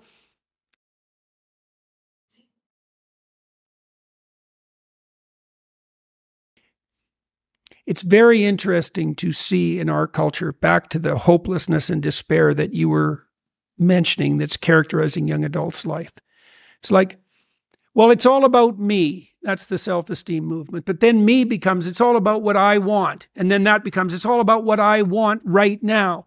Then it's what the lowest part of me wants right now, and to hell with everyone else. It's like, okay, how are you going to play that game without being desperate? You're going to be desperate as soon as you start playing that game. And the other thing, it's even worse than that, because you're going to end up with Jeremy, the porn star problem. Anybody, you're not going to be very happy about being with the people who want to play that game with you, because they're not going to be the people that are really going to make you feel that life is worth living. They're going to be the people, especially on the female side, women who are willing to take advantage of themselves for short-term sexual gratification. Those aren't happy women. They're usually damaged women. And if they're not damaged when they start playing that game, they're going to be plenty damaged by the time they're done with it.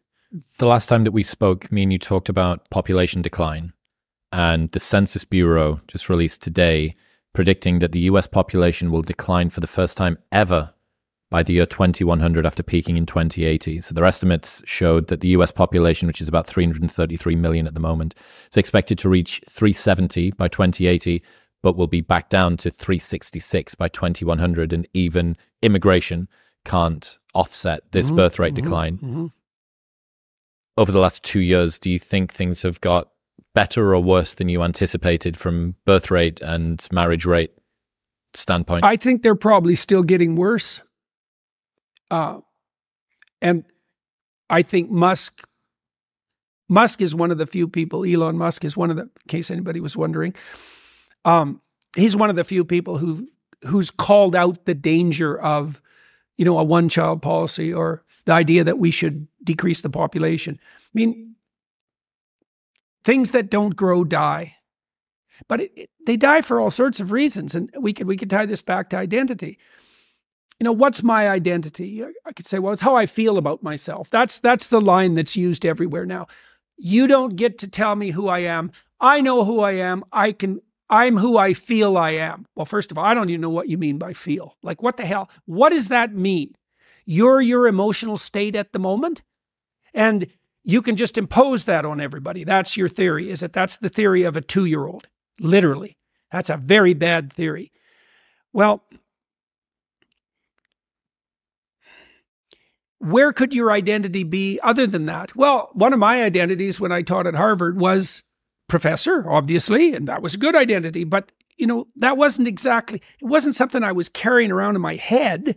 It was a pattern of relationship that I had with a whole bunch of people, all my students, right? It wasn't inside my head. Now, there was a concordance between my representation of myself and how I was acting in the world, and that concordance was the health.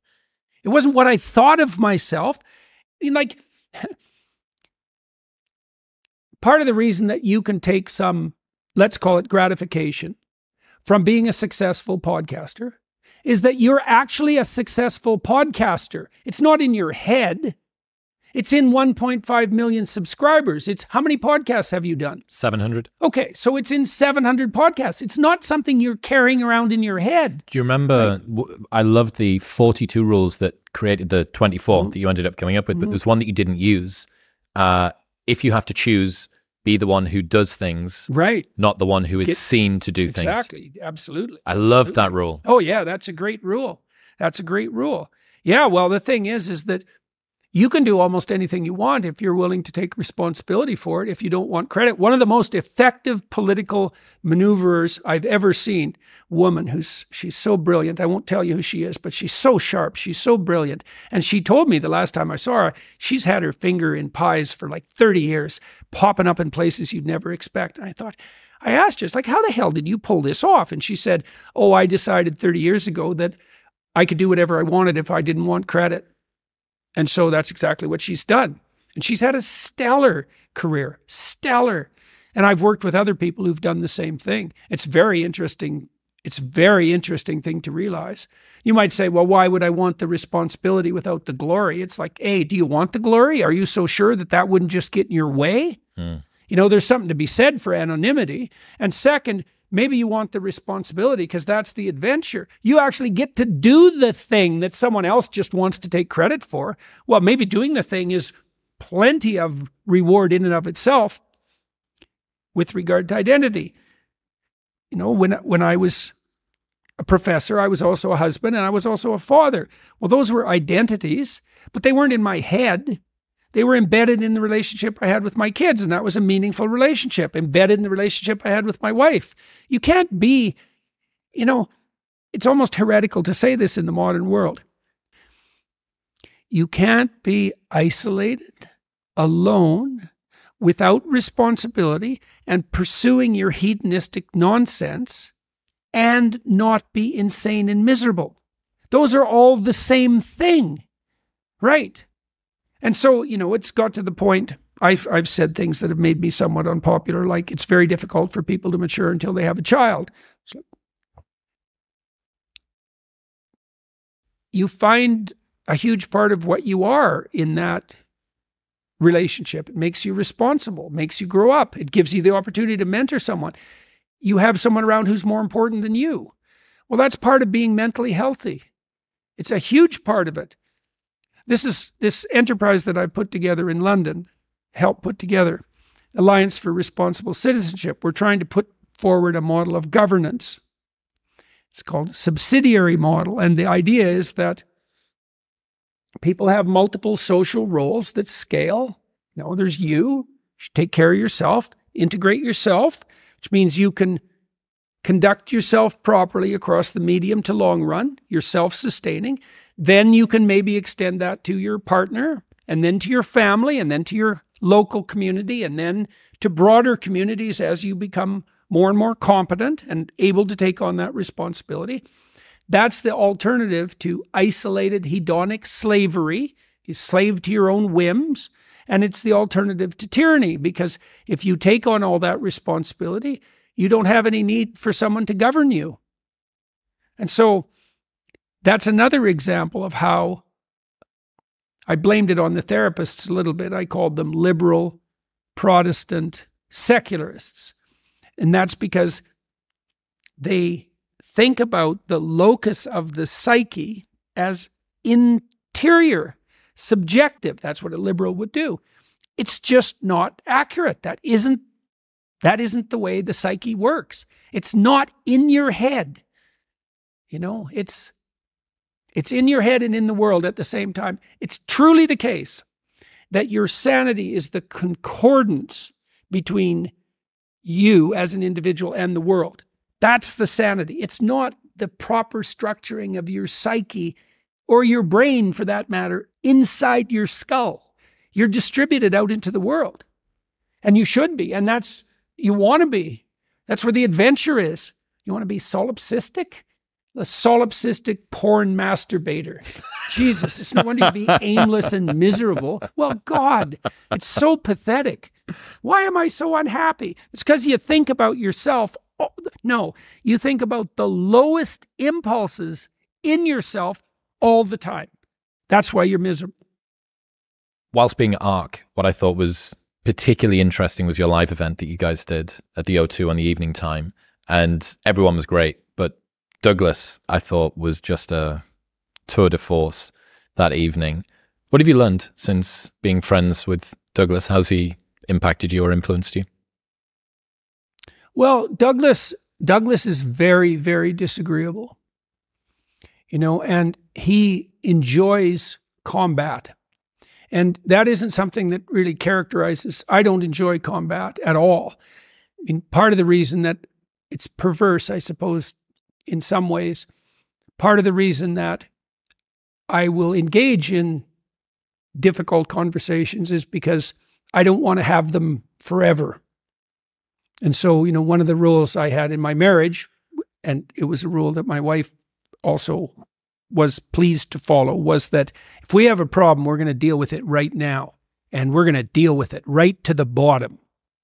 And that's very unpleasant. But if you do it, sometimes you only have to do it once and the problem goes away. And then you don't have that bloody problem every day for the rest of your life. And sometimes it takes, 20 times before it's fixed, before you've got to the bottom of things. And that can be very unpleasant. Douglas is very, very good at not letting people off the hook. He's very tough, and he's very good at defending himself. And there's a pitilessness about him that's extraordinarily admirable. It's a judicious pitilessness, and it's a dangerous game to play, because there's another gospel realization, let's say, is the standards you judge other people by will be the standards that you yourself are judged by. And the reason for that is, well, how are you going to judge everyone else and not apply the same standards to yourself? Like, that's not going to happen, because you become what you practice, and you'll turn the hostile eye that you turn on others, you will absolutely turn on yourself. There's no way around that. And so Douglas plays a dangerous game because he's very combative, but he's also extremely careful. He's very careful with his words. And he toured with me through Europe. I think we did 9 shows together. We split the Q&A. He did a little bit of an introduction before my lectures. I really liked it. I thought it was great. It's been a privilege to get to know him. Super sharp, very cultured person, very witty. So he has a great sense of humor, which is also fun, which also is one of the things that makes him a very dangerous opponent in a debate, because not only does he have the facts at hand, like Bjorn Lomborg, but he's devastatingly witty and cutting. And it's fun to watch that. He's a master at it. So it's interesting to think about the fact that all you need really in a live debate, I think I learned this from you and Sam ages ago.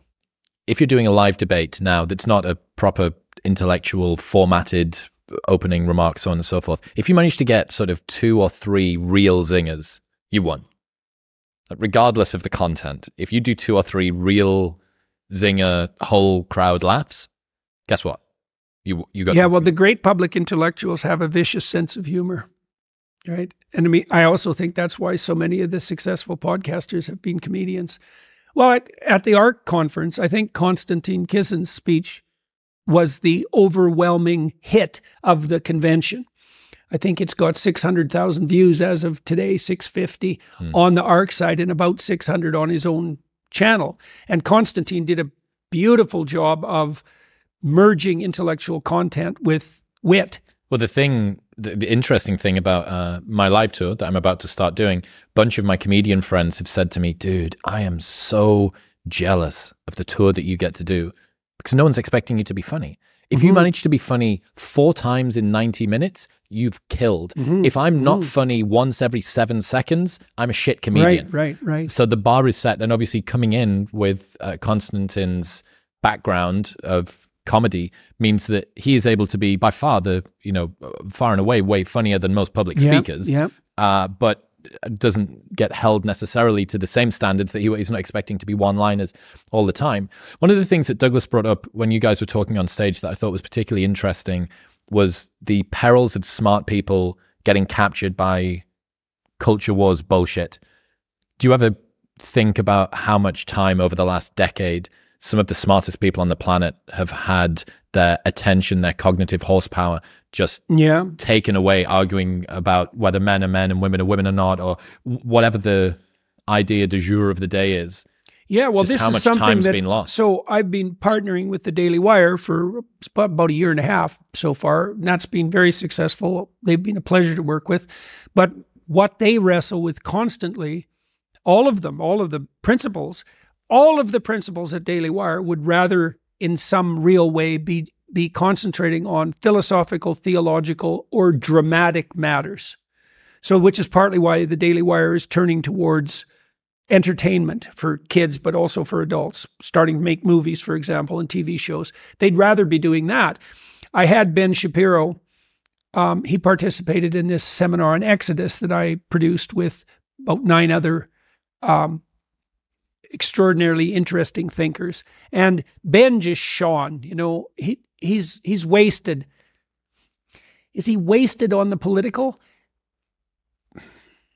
The political's necessary, but it's one nation under God for a reason, because the political isn't the pinnacle. Never. It's never the pinnacle. And if you're capable of discourse at the pinnacle, political discourse is secondary. Well, there's also, and it's also evanescent, right? There's ways that it can tumble as well. There's, how would you say, degrees of depth of political stuff too, because what works on YouTube a lot of the time is reacts to insane woke TikToks exactly, or does whatever. Exactly. And it's easy to get pigeonholed that way. Yeah. And is it a waste? It's non-optimal. But it's an interesting question to be asked, right? About how much sort of ankle or skirt or knee do you need to show from an algorithmic perspective in order to keep the numbers churning? Because ultimately, you're producing what people click on. You don't want to be completely beholden to your audience. That's audience capture. Yeah. But you also don't want to be so unaware of having your finger on the pulse of what is trendy that you become obscure and obsolete. Right. Well, and that balance. Well, in that line that you're trying to walk when you're dealing with matters that are the highest and also making them publicly accessible, that's a very, very tight line to walk. I mean, Jonathan Pajot has done a good job of that, although his market is still relatively niche, and he certainly is more esoteric, let's say, than the Daily Wire guys who tend to devolve into the political, and that devolves into the cheap political from time to time, right? The hit for hit's sake, or the chasing the algorithm. And I mean, that's the danger that all politicians have too, is that, and I've seen this with lots of political types who have developed a persona. This is particularly true in the United States, I would say, because Americans are so salesman-y. And I don't say that dismissively. It's really hard to sell, to market, to communicate. I saw the Elvis movie recently, and I thought it did a beautiful job of laying this out, because Elvis was a stellar talent. But his manager, who was a real shyster, was also a stellar talent. Like, Elvis wouldn't have been who he was without his corrupt manager. And you know, it's sort of a deal with the devil, but you have to give the devil his due too. And the salesman-y part of American culture can easily devolve into a kind of narcissistic manipulativeness. That's where it would go if it becomes pathological. But as you said, you have to be aware of your audience, and you have to be delivering what there's a market for. And it's very difficult to get those things right. This is a question that I've got about your new book coming out next year. I haven't seen any of it. And it sounds like, based on what you're reading at the moment, you're trying to grapple with religious texts, especially the Bible. We Who Wrestle with God is the name of the book. We Who Wrestle with God, which is that's what the word Israel means. Israel means we who wrestle with God. And so, well, it's very interesting because it means the chosen people are the people who wrestle with God. And you might say, well, who wrestles with God? And the answer to that is, well, everyone wrestles with God. Well, why? Because you can't act without making moral decisions. Like every step forward is predicated on a moral decision. And so we're all wrestling with God. Is God a moral decision?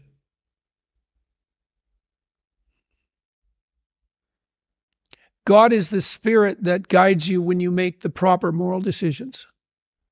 So I wouldn't say God is a moral decision. He's the spirit of moral decision. That's actually not a bad definition. Like, part of what I'm trying to do with this book is to point out that a lot of what's happening in the biblical corpus is actually definitional, right? Well, modern people think the fundamental issue is, do you believe in God? But that's not the fundamental issue. The fundamental issue is, what do you mean by God? And so let me give you an example of this that will make it clearer. So there's a medieval idea that God is the summum bonum, which means the sum of all that's good, or the essence of all that's good. Okay, you might say, well, I don't believe in that. Now remember, this is a definition of God, right? God is the sum of all that's good. Okay, all right, so you don't believe in that. All right, let's take that apart. Do you believe that some things are better than other things? Well, people will say yes. Okay, so then you believe that there is a scale of good.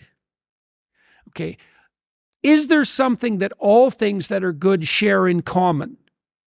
And the answer to that has to be yes, because otherwise you don't have a conception of good, right? The word good implies that across good things, there's some essence. Okay, well, one medieval definition of God is the essence of good. Well, okay, let's say you don't believe in that. Okay, does that mean you don't believe in anything that's good? Okay, then how do you act then? Because to act means to do something that's better than what you're doing now, right? There's no action without movement towards the good.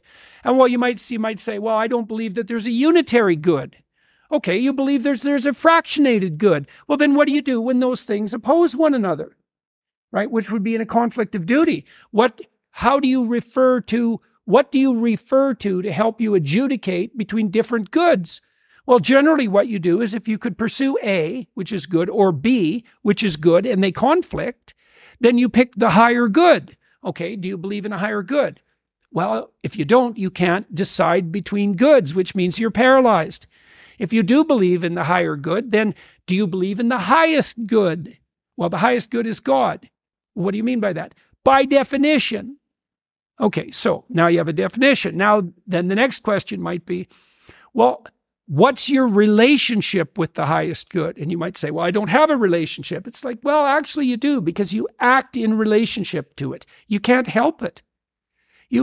One of the interesting things about the biblical corpus is that it's based on the insistence that you have a relationship with being and becoming, a relationship, like a personal relationship. When you say biblical corpus, do you mean the collection of text that makes up the Bible? Yeah, because it's a library of books, essentially, right? Okay. The Bible is actually the first library of books. It's written by a very large number of different people and aggregated over thousands of years and then sequenced into a narrative, interestingly enough, because no one really sequenced it. Or by no one, I mean no individual person. It was the endeavor of the collective, or the spirit that possessed the collective over thousands of years. But the narrative is coherent, which is really quite something. And so the narrative is an investigation, number one, into the nature of God, number two, into the nature of relationship with God, and then number three, into the nature of the proper relationship with God, all of those things. And God is the sum of all that's good. So the Bible is an analysis of the human relationship with the good. What would have to happen after the publishing of We Who Wrestle with God for you to look back on that publication and consider it a success? What is it that you want to happen? What do you want people to feel or to take away from that work? I think we're at the beginning of the counter-enlightenment. The propositions, the Enlightenment view of man is wrong. And this, out of the Enlightenment view came science. But the science now indicates that the Enlightenment view of man is wrong. What do you mean? Well, the Enlightenment types believe that we could orient ourselves in the world, let's say empirically, and this is Sam Harris's proposition, you can abide by the facts. You can orient yourself as a consequence of the dispassionate analysis of the facts. You can't. And I would say the artificial intelligence engineers have figured that out. The postmodern literary critics have figured that out. The psychologists and physiologists of perception have figured it out. And the neuroscientists have figured that out. So it's not just the evidence that that view is necessarily incorrect, is overwhelming and multidimensional. You can't orient yourself by the facts. Why? Because there are as many facts as there are things. In fact, if you combine things, the nature of the combination is also a fact. So there's as many facts as there are things and combinations of things. Well, you can't orient yourself by that. You drown in chaos. It's like you're standing in the desert and there's an infinite number of directions you could go. Well, how do you choose a direction? And that's showing up in that most recent survey that I just mentioned. People feeling meaninglessness, purposelessness. Right. I'm overwhelmed They're lost in the desert. Yep. They're lost in the desert. And the desert is the desert of facts. It's dead facts. Especially given how few people can agree on is this a fact or is this counterfact? That's also a problem, is that it's not like the facts are necessarily self-evident. Some facts are, and I suppose to some degree what the scientific corpus is the elaboration of a set of incontrovertible facts. I've read recently that the whole Big Bang narrative is starting to come apart. You know, that was a fact for a long time. Now, I don't know if that's the case. I don't know enough about it, but my sense is that the new discoveries from the Webb telescope have made many of the presumptions upon which the Big Bang model was based questionable. So now I don't want to, fall down a postmodern rabbit hole, because although the issue of what constitutes a fact is a very complicated issue. Anyways, you can cut to the chase by pointing out that we organize facts in a hierarchy of value. And see, the thing about, I'm trying to make this case in the book, you do this when you look at the world. You can't look at the world except through a hierarchy of value. So for example, as we're sitting here, there's an infinite number of places we could be pointing our eyes.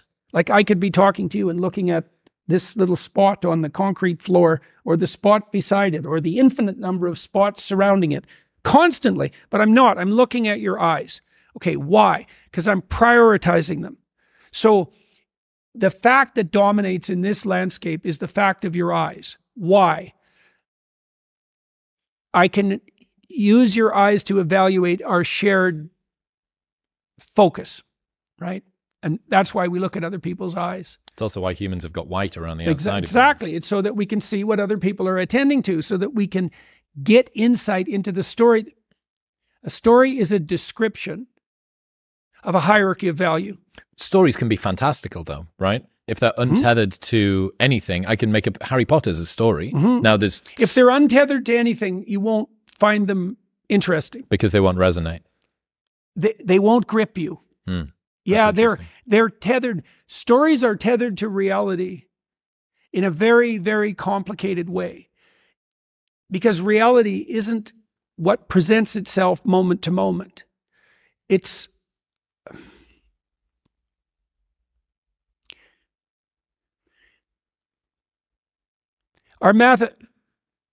there's a huge debate among philosophers about mathematical abstractions. Are they real? Well, you could make a case that a mathematical abstraction is more real than the thing from which it's abstracted. How would you make that case? If you're a master of mathematics, you master the world. So are the mathematical abstractions more or less real? Narrative abstractions are abstractions. But you could say, this is what an archetype is. An archetype is a narrative abstraction that's more real than the world, than the apparent world. It's behind the scenes. And the biblical corpus is a narrative. It's a hyper-real narrative. That's the right way to think about it. It's more real than real. It's more real than reality. How could something that isn't the thing be more real than the thing? Well, that's exactly the problem with abstraction, right? Is the idea of a church more real than a given church? Well, it is in some ways, because it encapsulates what's similar across all churches, right? So it's like a Platonic ideal. A category is like a Platonic ideal. Is it more or less real? Well, you could say that the reality, this is what Plato said, the reality is a dim shadow of the essence. The reality is less real than the ideal. And we certainly, and that's actually in some ways built into our perception. Like we criticize the things that present themselves to us because they are poor reflections of the hypothetical ideal. You might say, well, the ideal isn't real. It's like, well, you could make the opposite argument, which is that the ideal is more real than the thing itself. And I mean, I can give you an example of these patterns. So in the story of Cain and Abel, you have two patterns of sacrifice. Okay, why is sacrifice an issue? The reason it's an issue is because people exist in a sacrificial relationship to the world. What does that mean? It seems to mean something like human beings are aware of their extended self. You know you're going to be around tomorrow and next week and next month and next year and 5 years from now and 10 years from now. Now it's less certain as you go out, but you do have the sense of yourself as something that stretches across the decades. Okay, and so what that means is that you have to conduct yourself in a manner that isn't merely immediate. You have to conduct yourself in a manner that will work across time. Now, how do people do that? They work. Work is a sacrificial gesture. So you work, by definition, virtually. Work is the sacrifice of the present for the future. I mean, maybe someone can come up with a better definition of work than that, but I don't think so. It's like you put in time and effort right now. It's something, even if it's something maybe not what you'd like to be doing at the moment, you put in time and effort because you believe, what the hell does that mean? You believe it'll pay off. Well, is that a contract with the future? Is it a covenant?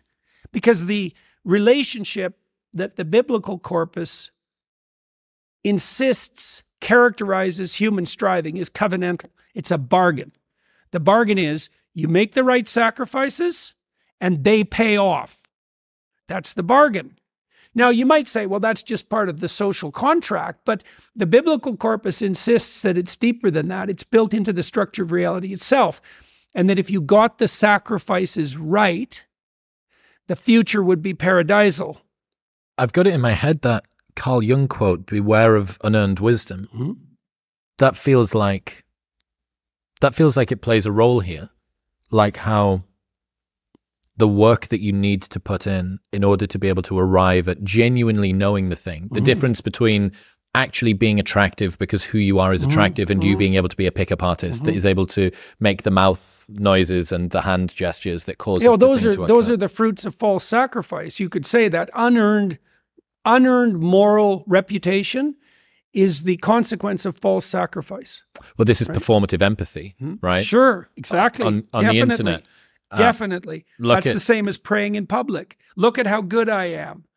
If the look at comes before the how good I am, right. It really wreaks havoc on the good claim. It's also, I spoke to Douglas about this, it seems to almost be a predictor. It's an identifier that you should be a little bit more cautious about what this person's doing. Definitely. You know, if every single person that's super sweetie and nicey, Lizzo. Do you see Lizzo was in the news recently?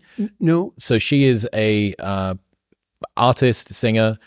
She the one that got in trouble for abusing her close compatriots. Her dancers, yeah. She made her dancers eat bananas out of the vaginas of Amsterdamian strippers.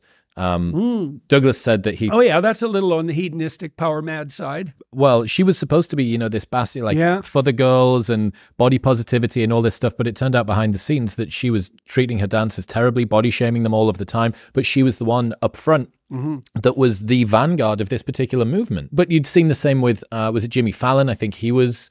caught up in a furor recently that he was a tyrant to work for, and yet out front. Ellen DeGeneres, again, the same. It's almost actually like if somebody is...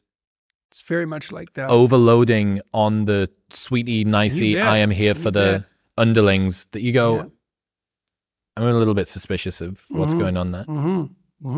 If you need to proclaim your purity and your good standing, if it's all words and opinions and not deeds. One of the commandments, one of the 10 commandments is do not use God's name in vain. Okay, now people think that means don't swear. And it sort of means that. That's one of its like tangential meanings. But what it really means is do not claim divine motivation for self-serving behavior. Right? And that's performative compassion. So what you do is you elevate compassion to the highest place. So you make it your God, which is a big mistake because whatever God is, he is not merely compassion. You elevate compassion to the highest place. And then you say, I feel sorry for people. And what that does is elevate your moral status to the highest possible place, right? It's completely unearned because this is something J.K. Rowling got so accurate with her Dolores Umbridge character, right? Who was an absolute power mad always tyrant. In pink, with had little the cats. Kittens, had the kittens on the plates. It's like this toxic sentimentality. I'm so nice. It's like, yeah, I'd like to stay away from you and your devouring niceness. And the Freudians knew about that very, in a very sophisticated way, very early, because the devouring mother, the Oedipal mother, is the shadow side of compassion. I've been trying to come up with a term for this for a while. I like memeing things into existence, giving them names, useful. And at the moment, the best one I've got is the shallow pond of empathy, which is at the moment something which appeases people and does not cause them any discomfort immediately is always prioritized, even if the net effect of that over the long term results in their suffering. Absolutely. It's the that's toddler. That's exactly what the Oedipal situation is. It's the prioritization of short-term emotional comfort over medium to long-term thriving, right? Because the mother who kicks the child out of the nest says, this is going to hurt now, but the iterating consequences are positive. Michelangelo's Pieta. Right, exactly. That's right. And that's exactly right. And the moral of that story is that if you give up your children to the world, you will keep them. Right. That's the sacrifice of Abraham. Abraham is called upon by God to sacrifice his son, and he says yes, so he doesn't have to. Right. You have to offer up your children to be broken by the world, or you lose them. You undermine them. You destroy them. It's a very paradoxical truth. We were talking about patterns. Cain is the pattern of inappropriate sacrifice. He does everything second rate. He lies. He omits. He prevaricates. He pretends. He doesn't offer his best. Abel's the opposite. He offers his best, which means his light is shining on the hill, right? There's no hiding. He's giving it everything he's got. The covenant with God is that if you give it everything you've got, you will prevail. And that's what God tells Cain. Which, to go through some of the threads from today, instinct, staying true to that instinct, honesty, saying what you mean, not prioritizing, avoiding someone else's or your discomfort in the short term in order to believe that this is something which is going to make you feel better over the long term. Yeah.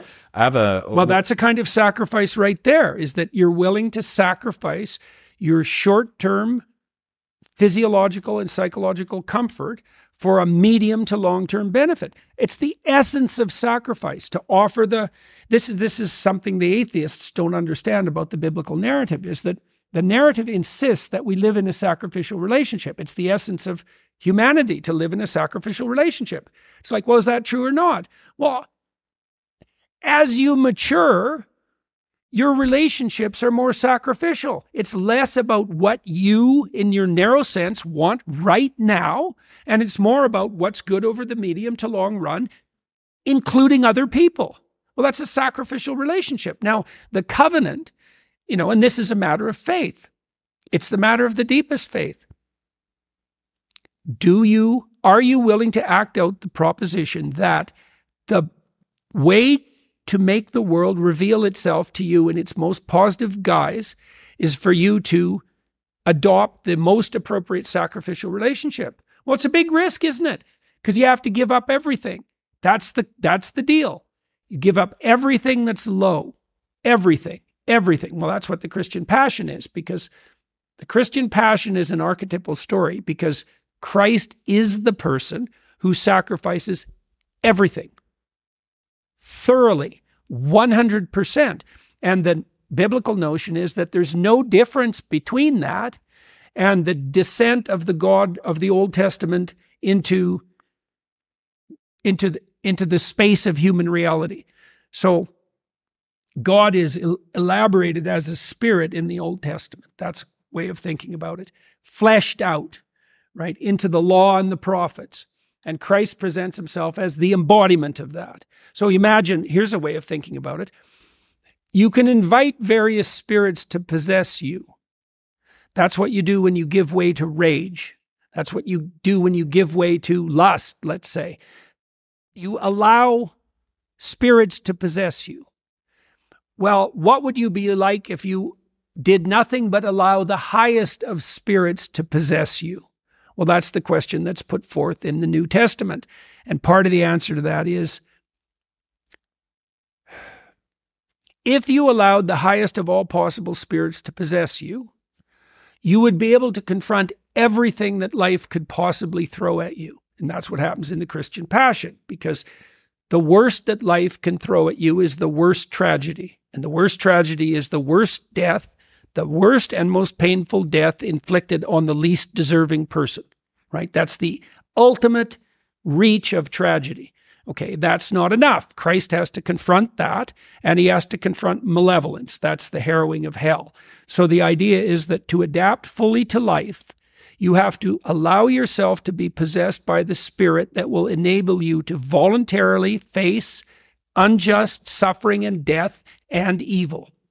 It's like, well, you got an argument against that? How could it be any other way? One of the things that I think I see people respond to this degree of pressure when they think about what is going to happen long term. I have discomfort that is in front of me now that I need to face, that I need to go through if I'm going to get to something in the future that I think that I'm supposed to do. Mm-hmm. And one of the solutions that they come up with, which isn't a solution, but it kind of is to them, is I'm not going to do anything. Yeah. You know, that no decision is kind of the same as a neutral neutral choice. Right. One of my friends, Alex, has got this quote, which I love, and he says, "The heaviest things in life aren't iron and gold, but unmade decisions. The reason you are stressed is that you have decisions to make and you're not making them." Mm-hmm. Yeah.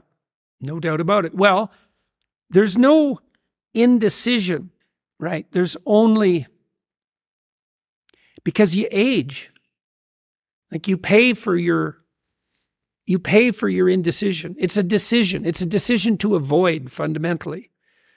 And part of the moral that's embedded in the story of Job and in the Christian Passion is that you can master what you'll face.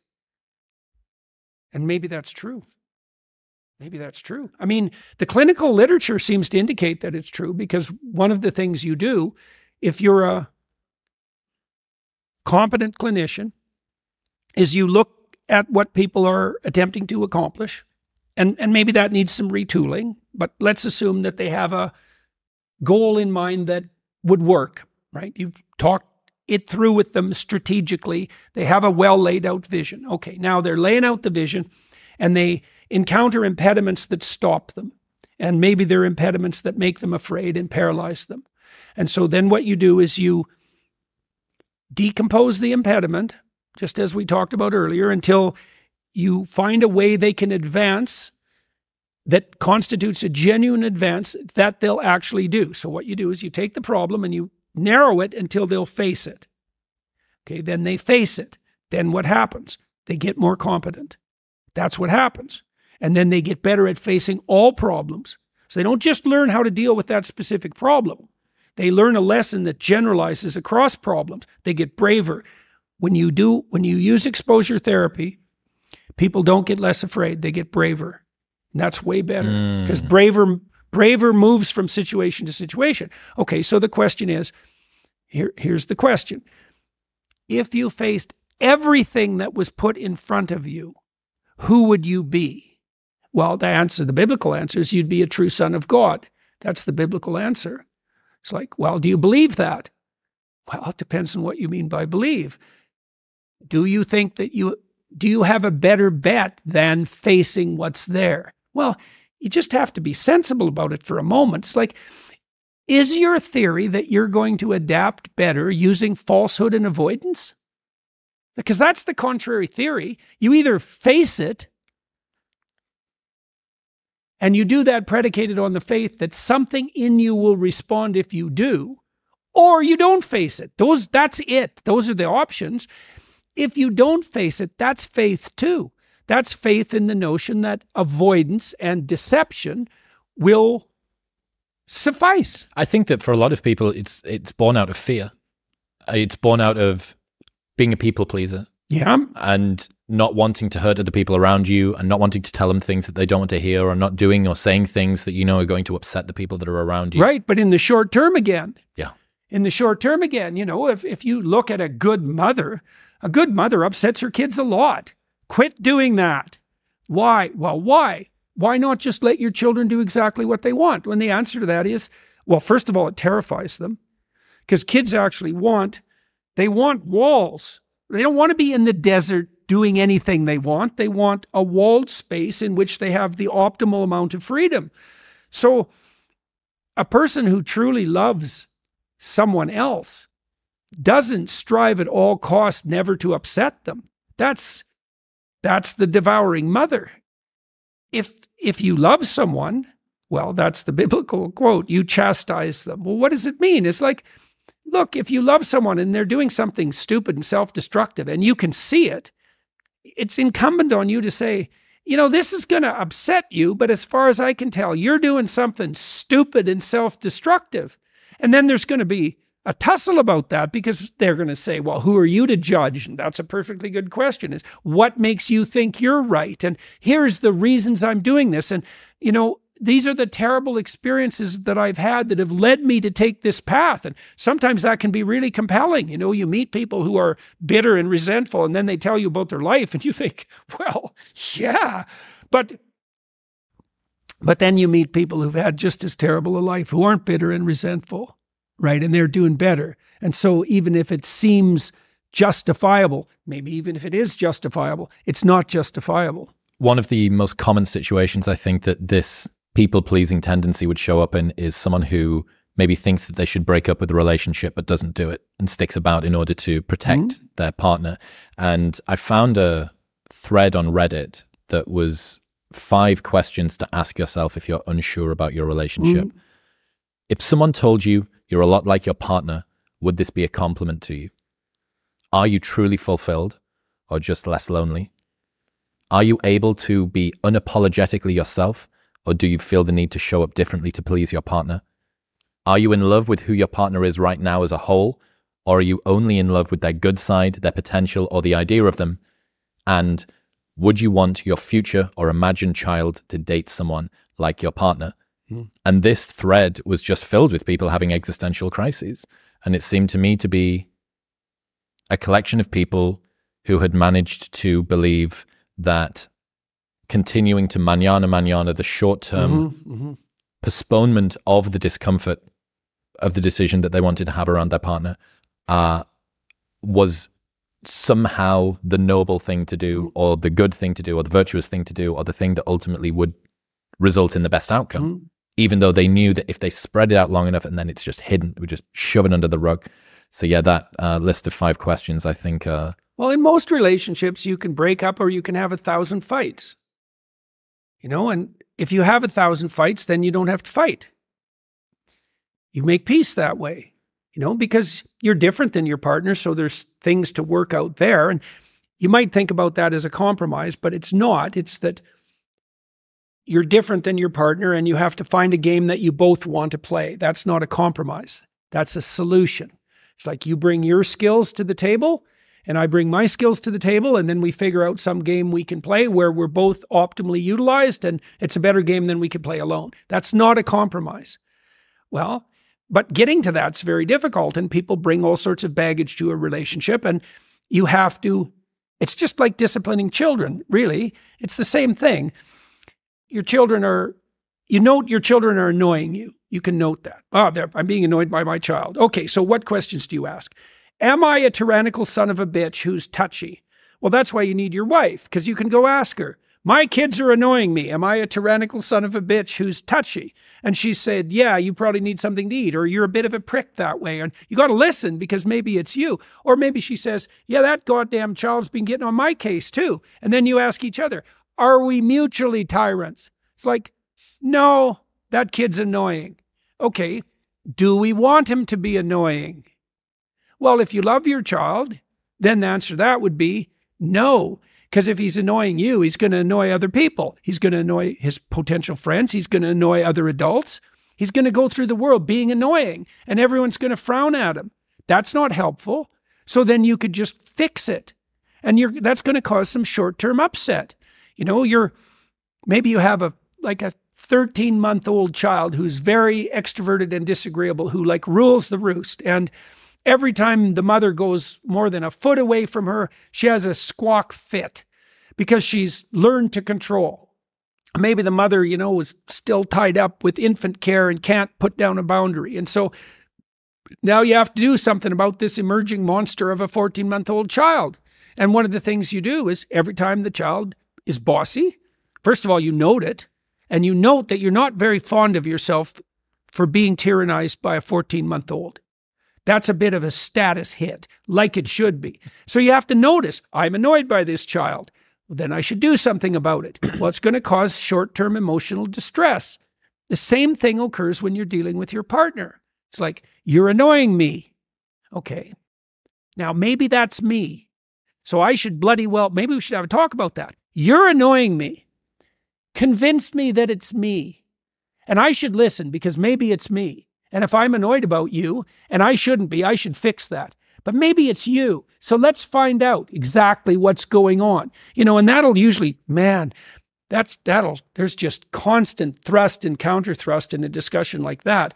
And usually, the conversation will circle around whatever the hell the issue is till you get to the bottom of it, and God only knows where that is. But then maybe you can sort it out. And if you sort out enough of those things, you live in peace. And that's something worth attaining. And I've thought forever in my marriage, there's nothing too small to fight about. Now, I put in some rules that I used to have with my clients too. It's like, if someone bugs you, you should note that. And you shouldn't do anything about it, probably. If they bug you twice the same way, then you think, oh, okay, that's twice. But probably still you shouldn't do anything about it. But if they bug you 3 times, then you can say, here's what you just did. And they'll say, well, no, I didn't do that. And then you say, yeah, you did. And you did exactly the same thing in this other situation. And you did exactly the same thing in this other situation. So don't be telling me you didn't do it because you did it 3 times and I watched. Okay, now they come up with reasons they did it. And maybe some of them have to do with what a stupid son of a bitch you are. And you should listen because maybe they're right. But that's at least the beginnings of the process by which you unravel the problems. You want to figure out, well, we don't want to do this. This isn't the way we want to treat each other. We want to get to a place where our whole life is like the best moments of the best dates we ever had. That's a good goal. And that's attainable. You got to work, man. There's a scene in Genesis. God throws Adam and Eve out of paradise because of their pride, their sin of pride. They each have their own particular version of that sin, Eve's sin and Adam's, but they get thrown out of paradise anyways for pride. And God puts cherubs at the gates of paradise, and the cherubs, they're kind of these monstrous angels, terrifying figures, and they hold swords that are on fire that turn every which way and burn. And you might say, well, what does that mean? And it means that, well, a sword is something that cuts away, right? A sharp blade. And fire is something that burns. And a sword that burns and cuts away. And a sword that burns and turns every which way is a burning sword from which nothing can escape. Okay, now, you want to walk into paradise. Everything that isn't worthy in you has to be burned and cut away, right? Well, that's what that conflict is in a relationship.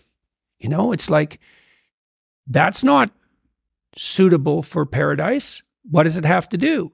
It has to be cast into the outer darkness where there will be gnashing of teeth, right? It has to be cut away and destroyed.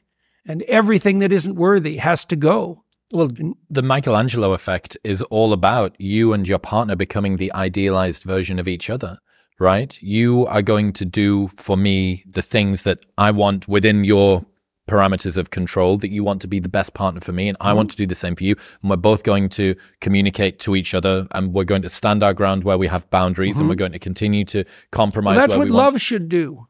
Yeah. That's what love should do. Like, if you love someone, if it's genuine love, you see their hidden soul. That's a good way of thinking about it. You get a glimpse of the light that they could reveal to the world if they revealed it. That's what you see.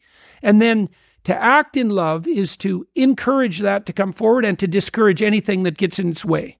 that's why I love the Michelangelo effect I'd heard of, and I'd been using it. Okay, so why the Michelangelo effect? This is why. Michelangelo sees this huge, massive, unhewn block of marble. I see. And inside of that, he is able to see David. Mm-hmm. And over time, slowly, he will chip away, and he will chip away, and he will chip away. Mm-hmm. So you see something that isn't there, that's inside of the thing, which is rough and unhewn and uncivilized and undomesticated and rambunctious and sometimes terrible. And you were able to, from that, that's actually part of the Tao Te Ching, the uncarved block.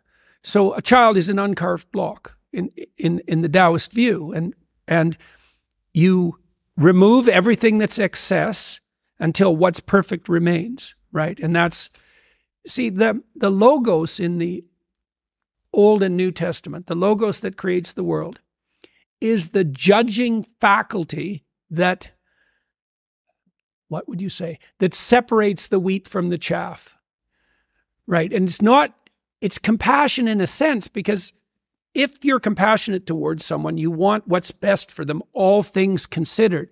But that compassion, in the highest sense, can't exist without judgment, because the judgment is, this part of you isn't worthy to continue. And certainly that's what you're doing with your children. When you see them misbehaving, you think, no, not that. Not that. Something more sophisticated. Even with my little granddaughter the other day, she's very, very playful, and she's a very nice little girl. She's very playful and very fun and funny and not neurotic. And so she's a pleasure to be around. But she hasn't seen me for a while, and so she was poking me, getting me to chase her around and poking me, and she'd come up and give me a whack, And at one point, she whacked me too hard. And she knew it, and I said, that's not fun. That's not acceptable. And then she stopped. But she was playing with that edge, trying to find out where fun is and, how hard can I hit Grandpa? She doesn't bloody well know. She kind of knows, but she needs to know exactly. Well, I can't let her get away with it, because then she's not fun to play with. She has to learn to come and give her grandpa a whack in exactly the way that elicits a playful response and that isn't annoying. And so there's a very... you might think, well, it's pretty harsh judgment to lay on a 5-year-old. It's like, no, it's not. I would like her to be the most fun kid to play with that she could be, right? And so I'm not going to pretend that it's okay when it's not. Not setting that boundary is almost like a curse. It is a curse. Yeah, there you go away. Because then how's she going to play with other kids if she doesn't know the rules? They're not going to be as forgiving as Grandpa. Definitely not. Yeah, we were talking before we got started. I had this conversation with Robert Sapolsky, and it was really, really profound. I mean, I know that he's a brilliant guy, and this new book of his is about sort of free will and determinism, which has got an upper bound on how interesting that is for me. But he gave this quote to Andrew Huberman where he said, dopamine is not about the pursuit of happiness. It is about the happiness of pursuit. Mm-hmm. Right. That's definitely right. And I haven't been able to stop seeing this everywhere. So Morgan Housel, a friend, told me this great story. He is an investor, he's got a fund, he's an author, he's got a family, he's got all of these things. Yeah. They plan to go away on holiday. And they've been planning it for a long time, and with the kids and the wife and him and all of his businesses, it was an arduous thing to go through to get themselves out there. And finally, they get there after the journey and the plane and the children and the crying and all of the rest of it. And he walks out on the balcony on the first night of this holiday that they've planned for forever. And his first thought to himself was, wouldn't it be great if we came back here next year? It would be so great if we could come back here next year. So literally during the supposed enjoyment of the destination, he was already thinking about the journey. And, it's not the journey, it's not the destination, it's the journey is kind of trite, but it puts a new perspective on it. That there is no destination. Each destination is simply the beginning of the next journey. And I haven't not been able to see it. I see it everywhere. I see it everywhere in my own life. Well, there's technically two different forms of reward. There's consummatory reward. And so that's the reward. That's what an orgasm is. It's consummatory reward.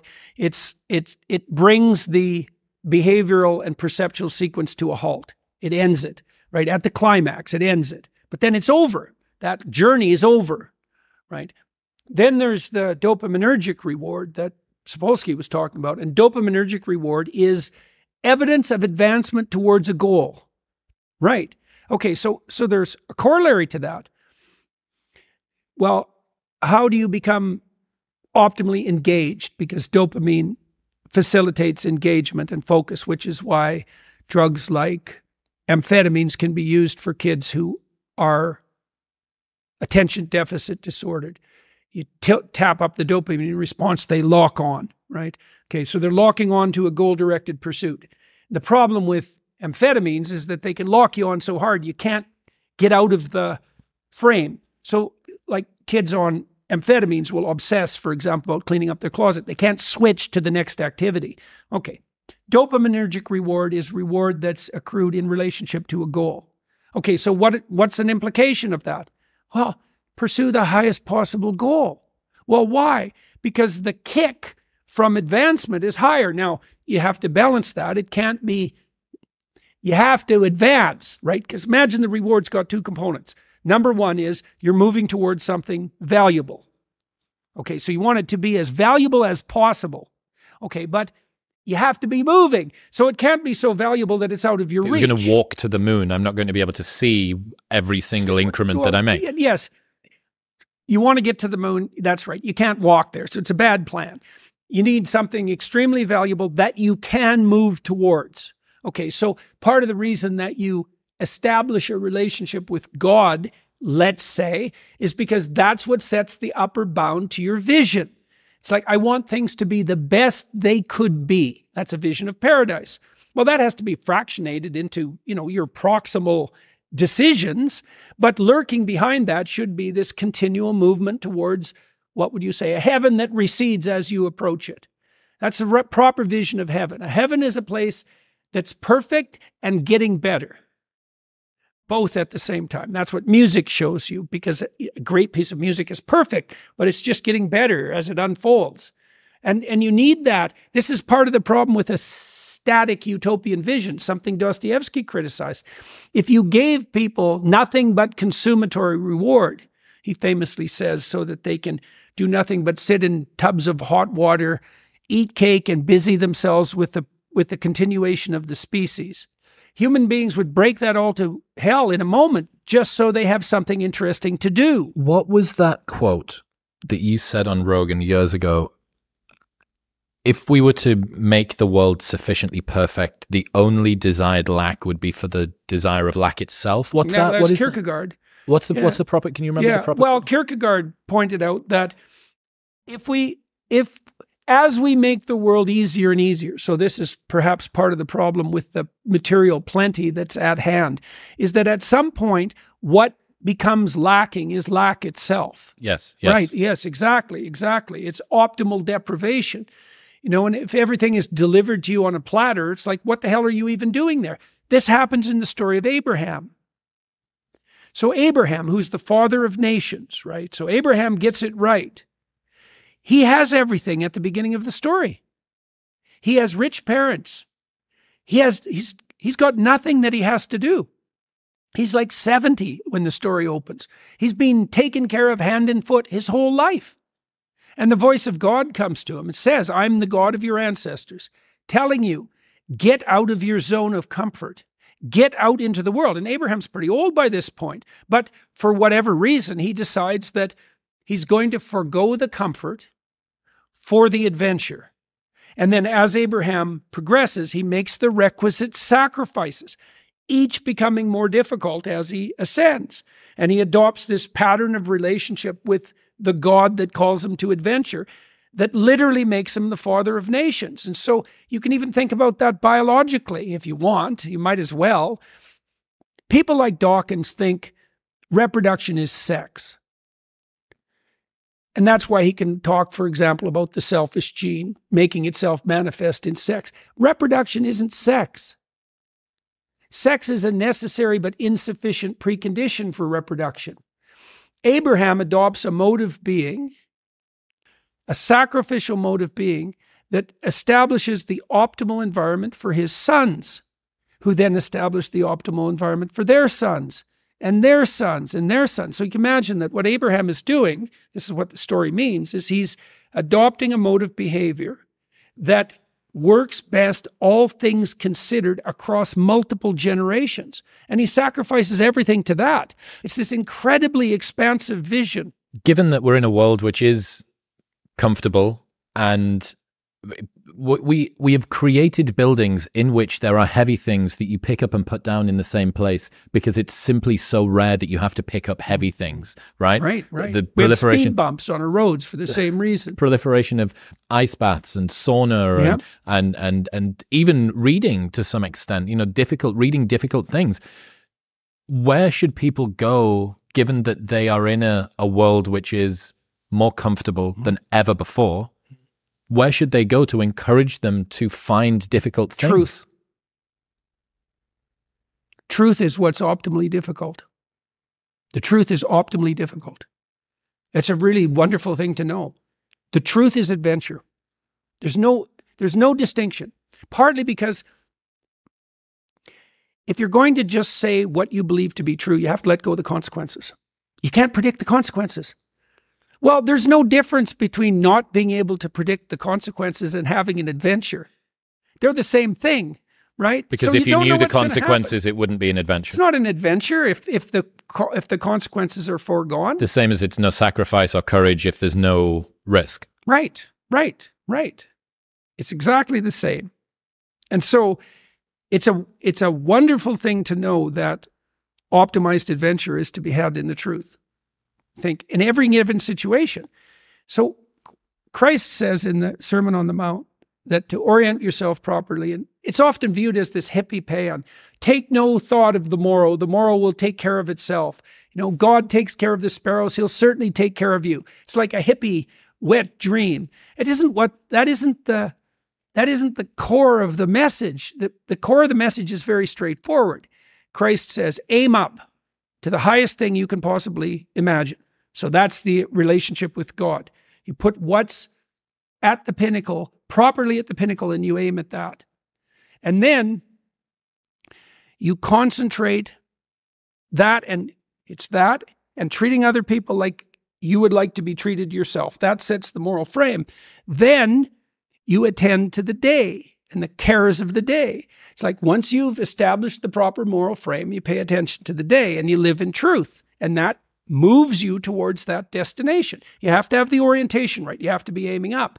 But then it's just a matter of, what would you say? Abiding by the truth. That's the logos that sets people free. And that's right. Doing it properly, right? There was one of the other rules that didn't make it into your book. Nothing well done is insignificant. Right. Yeah, well, you accrue. So Christ tells his followers in the Gospels to store up treasure in heaven, not in the places that moths can eat and rust can destroy.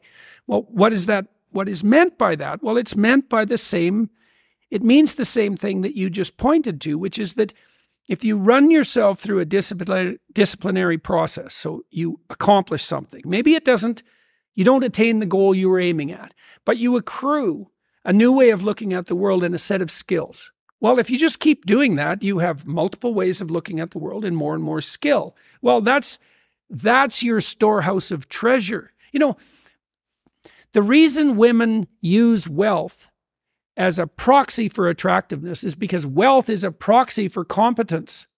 It's not competence because you can be rich and useless. Now, it's not that easy, but it can at least happen temporarily. But women use markers of wealth to assess competence. And the competence is the treasure, not the wealth. Because if you're competent, you could be thrown into the desert and you'll make it bloom. I've said this about people that go to the gym. So from the outside, someone that goes to the gym and has got a good body or whatever, there's the body. And this is what you get to touch during sex and when you're intimate, right? But the story that someone who has a good body tells you about the sort of person that they are is much more important, I think, than the way that it manifests physically. It's someone who is reliable, who is able to overcome hard things, who is self-disciplined. Yeah, it's a marker for It's just this whole big, long laundry list of things. They're able to deal with pain and discomfort, which is kind of sexy in a way. And it's the perfect materialist disciplinary strategy, right? Because it's very concrete. Well, you change your body. It's like, is that a spiritual pursuit? Well, it is insofar as it requires long-term discipline and sacrifice. And you might hope, and I think this is likely the case, that, you can get stuck in the bodily self-improvement niche and focus on that too obsessively, but you can also use it as a stepping stone to discipline pursuit itself. And lots of people do that. I think I told you the last time that we chatted about the manopause, this thing that I'd come up with. So I noticed toward the end of my 20s that lots of guys who had been training with a particular modality, usually bodybuilding, usually exclusively for the way that they looked, realized as they approached their 30s that they were getting out of breath going up a set of stairs and that they maybe couldn't touch their toes, and they looked fantastic. But no, they just felt like they should maybe start to value different things. And they then changed their training, and they would go and do Brazilian jiu-jitsu or yoga or CrossFit or, you know, some other form of whatever. And that precipitated a change in everything else. And I saw this in myself, right? I get toward the end of my 20s. I've achieved success in many of the ways that society tells a young man that he should value success. There was a discordance. Something felt off. And you then think, okay, well, maybe I need to assess whether or not the things that I've been told I should want are things that I actually want to want. And very quickly you realize, and I don't know, it feels like a quarter life crisis. I think so many men go through this. They go, I either succeeded or didn't succeed at a game that I was told that I was supposed to value playing. And upon reflection, I really don't care for it as much as I thought I did. Maybe there was some elements. I was so proud of what I'd done with my business partners. I was so proud of the things that we'd achieved. But then there was other stuff where I was like, why have I attached so much of my sense of self-worth into this and this and this? And then you have to assess. And so this is what happens in the story of Exodus when Moses encounters the burning bush. So he's just going about his business as a shepherd, and he's doing all right. He's got 2 wives. He likes his father-in-law. He's well regarded in this new country that he's in. He's left Egypt, where there's a price on his head, essentially, for killing an Egyptian who was tormenting one of the Hebrews. Anyways, Moses is just going about his business as a shepherd, which was a very tough job in those days. And this thing catches his eye, this glimmer, this gleam, and he goes to investigate. Okay, so what does that mean? It means as you're progressing through life, something will capture your interest. And in the story you just told, it's like somebody decides they're going to start going to the gym. There's something about becoming physically fit that calls to them, right? Which is an interesting thing, right? Because it calls to them. It's not even necessarily a decision they make. It's more like a possibility that makes itself manifest that's of interest. So they decide to pursue it. So they look into it more deeply. Well, so Moses approaches the burning bush, and he gets closer and closer, right? And a bush is a symbol of life, right? Like it's a tree of life. And a tree of life that's on fire is being, that's the life, the tree, and becoming, that's the fire, the transformation. So a burning bush is a symbol of being and becoming as such. Now, it's something that beckons. Okay, so now you pursue your physical fitness because it's called to you, and you concentrate more and more on it. You get more and more disciplined. But as you get more and more disciplined, you start to transform, right? And so your vision starts to change. Now, what happens to Moses is that as he gets closer and closer to the burning bush, he starts to realize that he's on sacred ground. So he's going deeper. The investigation is taking him deeper. So he takes off his shoes and continues to approach. He's still going down the same trail, right, pursuing this thing. And then the voice of God itself speaks to him from the midst of the burning bush. And that's what turns him into a leader. And so what does the story mean? It means that as you walk through life in your normal mode, things will call to you. And if you pursue them, they will take you deep. It doesn't really matter what it is that calls. What matters is that you pursue it, and you pursue it to the depths. And as you pursue it to the depths, you will become transformed. And if you do that without reservation, that will turn you into the person who frees the slaves and opposes the tyrants. And that is how it works. That's the call. And that can happen in any direction, virtually any direction. You just have to pursue it with sufficient faith, right? One of the things that's been, I guess, derogated a lot by pretty much everybody at the moment is university education. And I had such an interesting time at university, almost exclusively outside of my education, right? All of the good things that happened to me while I spent 5 years at Newcastle didn't include what I was taught. It was never inside of the lecture theatre. It was everything I was doing outside of that. And lots of my friends, it's very trendy on the internet to mock higher education as useless pieces of paper. It's not, you don't need it in order to be able to be successful. It's certainly the thing that I've ended up doing. This podcast didn't require me to go to university. Maybe in some ways it did, but also definitely from a qualification perspective, it didn't. But I think I'm still relatively pro university experience. And yeah, you know, you've got Peterson Academy launching, which is your new thing. I wondered how you thought, well, basically, are universities salvageable given that so much that's good about the university experience has almost nothing to do with the education side of it? Are they salvageable? Some are, I imagine. Hillsdale does great. What's that? It's a conservative college in northeastern U.S. run by Larry Arnn. They have a 1% dropout rate as opposed to the typical 50% dropout rate. And they provide a classical, what used to be a liberal education, liberal arts education.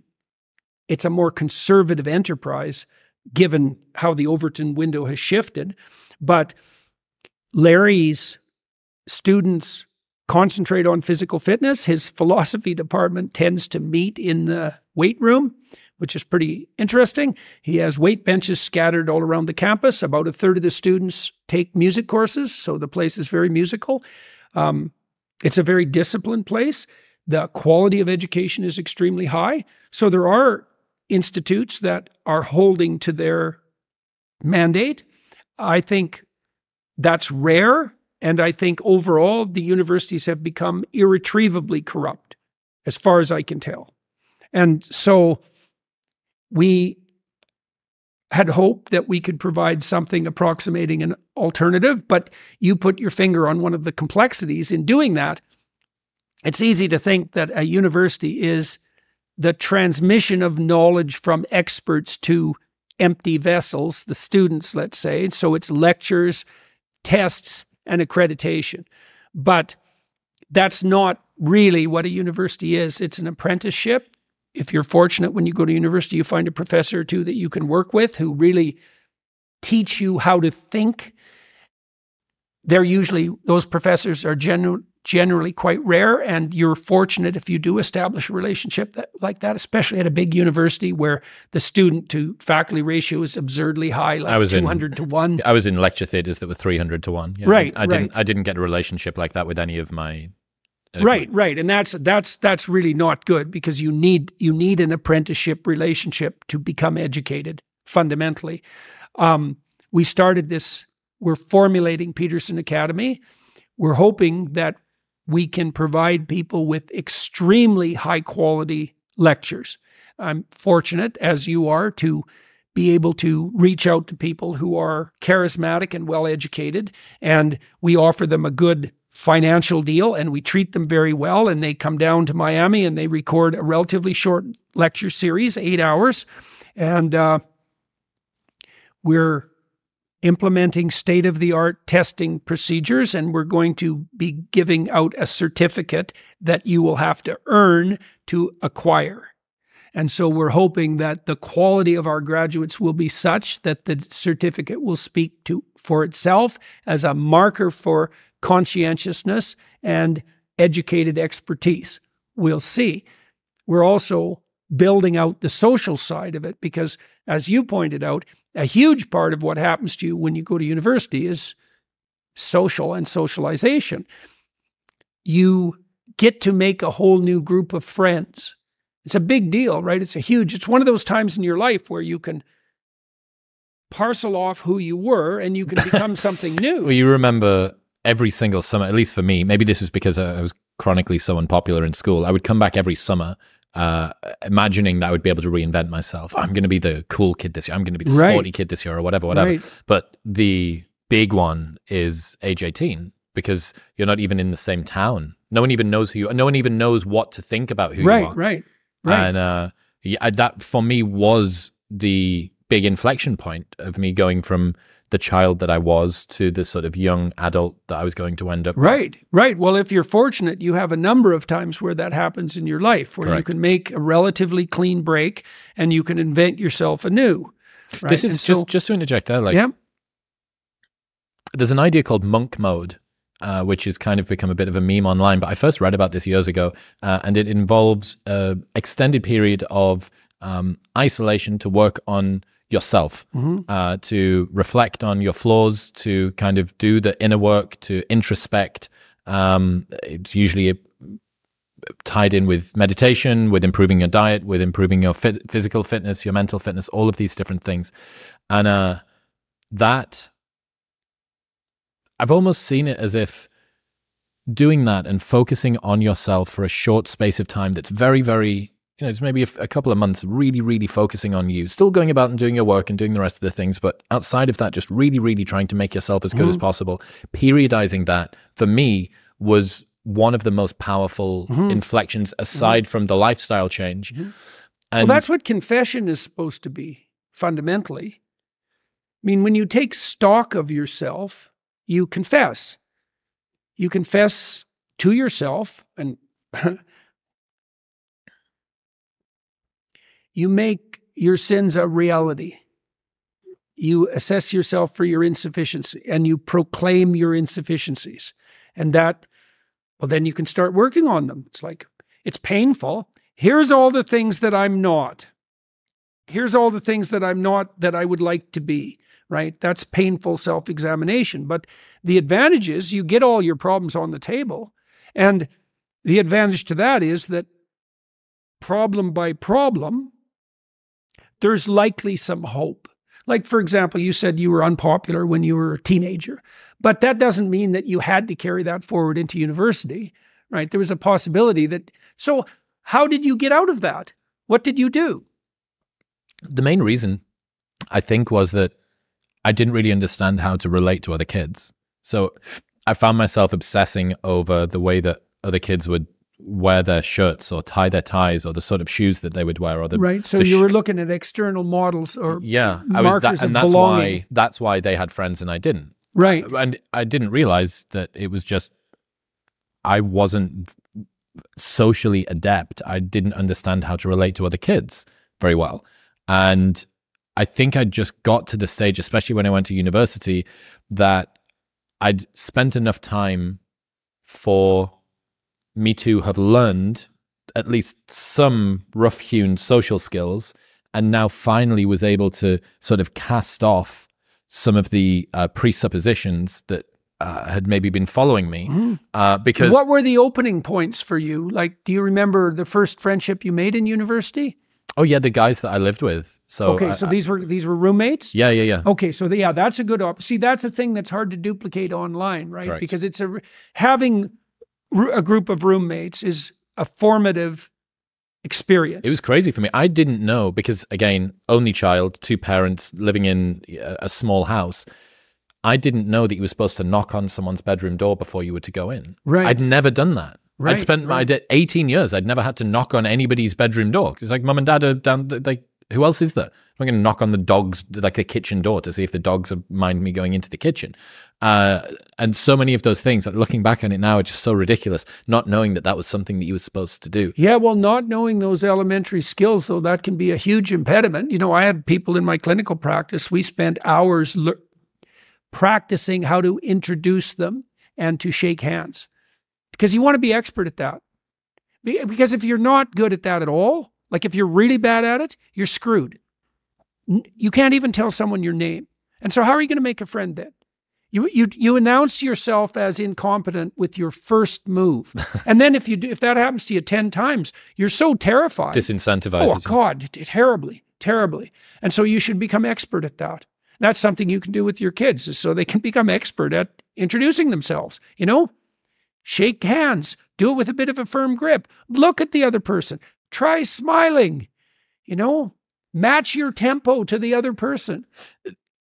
Another dynamic that I've been thinking about recently, I was at a retreat in LA a few months ago, and one of the guys that was there had said he'd stopped talking and writing on the internet because he noticed that the story he was telling in public, he began feeling the necessity to live up to in private. And I think that whether you're a writer or just someone that's got 500 followers on your Instagram and a Facebook from back in the day or whatever, there is a there is an online persona that people put forward that they then almost feel is more real than what they are, and then they try and reverse engineer themselves to fit this new. Well, that's the problem with writing essays that contain what your professor wants to hear. So you can't do that without altering your soul. You can't do that. You cannot construct for yourself a false persona designed to extract resources from the world without that becoming part of you. Like, no one is that sophisticated. No one can have two selves like that. It's part of the reason why you have to be very careful about what you say and do, is that when you practice falsehood, you become false. It's not like those are beliefs that are just in your head. You rewire yourself so you start to literally see the world through the frame of your falsehoods. That's a very bad plan. I've heard you say, if you say things long enough, you're going to believe them. You become them. It's even worse than believing them. It's deeper than that. They're built into you as unquestioned implicit axioms. And as we said earlier on, this can go in either direction, right? You can fake it until you make it, one small step at a time, moving toward a vision which you know is positive, and you continually reassess to ensure that you're not getting hijacked and going in the wrong direction. Yes. Or you can generate a... So look, in the Pinocchio movie, which I've analyzed to death in the Disney Pinocchio movie. You're Mr. Pinocchio, yeah. Yes. World's leading Pinocchio scholar. So Pinocchio, exactly. Pinocchio is trying to get rid of the strings that pull on him every which way, that aren't under his control, and to become something genuine. Okay, so he has three basic temptations. One is to lie, right? So that's the nose. Another is to be an actor. And when I first came across that in the movie, I thought, what the hell's going on here? One of Pinocchio's temptations is to be an actor. Now, why would the Hollywood people do that? Why would they denigrate the actor? And then I thought, it's not an actor. It's a false persona. To be the actor instead of the real thing. To be the appearance instead of the reality. To take the credit instead of doing the work, right? To be false. Next temptation is to be neurotic. It's so interesting, especially in the world that we have now, how perspicacious these animators were. Pinocchio is literally enticed onto the island of pleasure by a false doctor who diagnoses him with an illness he doesn't have. And the story is, look how sick you are. You're working too hard. You need to go to Pleasure Island. Well, Pleasure Island is run by slavers, right? So it's perfect. Well, be careful what you practice. Be careful what you practice, right? You can be the actor of your own ideal, and that's a way of stepping forward. But when you make false claims to who you are, to gain status in consequence, you're perverting your soul. What's the soul? The soul is something like the structure through which the world reveals itself to you. It's something like that. So you don't see much of the world, right? You see it through narrow apertures. You see what you allow in. That's another way of thinking about it. You better make sure it's the bright part of the world revealing itself to you. And that isn't going to be the case if you lie. One of the problems I think that a lot of the people listening to this podcast, and certainly a lot of my friends who are smart and cerebral, encounter, they think themselves into problems and they struggle to use their intuition because they are able to come up with a reason about why they should or should not at any moment. You know, talking about the soul or the inner voice or the conscience, or, you know, you might refer to it as God that's coming through, the best version of yourself. People that ruminate and introspect are very capable of talking themselves into or out of something that feels like their instinct. Because they worship the intellect. How would you advise somebody who enjoys thinking about things deeply to cast that off and be able to hear themselves a little bit more clearly? There's a difference between attention and intellect. There's something to be said for paying attention. It's not the same thing. Like the intellect, let's say the intellect produces thoughts. The attention gathers information. Right? So if I'm conducting a podcast, let's say, I'm paying attention to what I don't understand. I'm not thinking.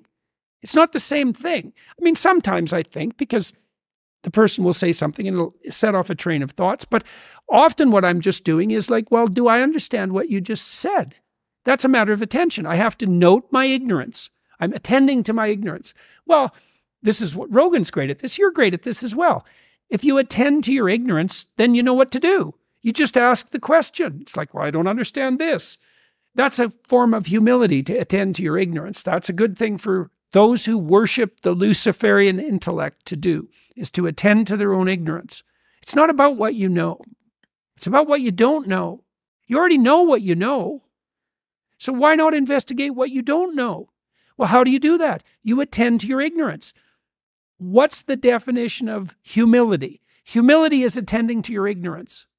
And you can do that wherever you are. Is that not still an intellectual exercise? Here are the holes in what I know, therefore I'm just going to continue to ask the questions until I fill them? Well, it's not something completely divorced from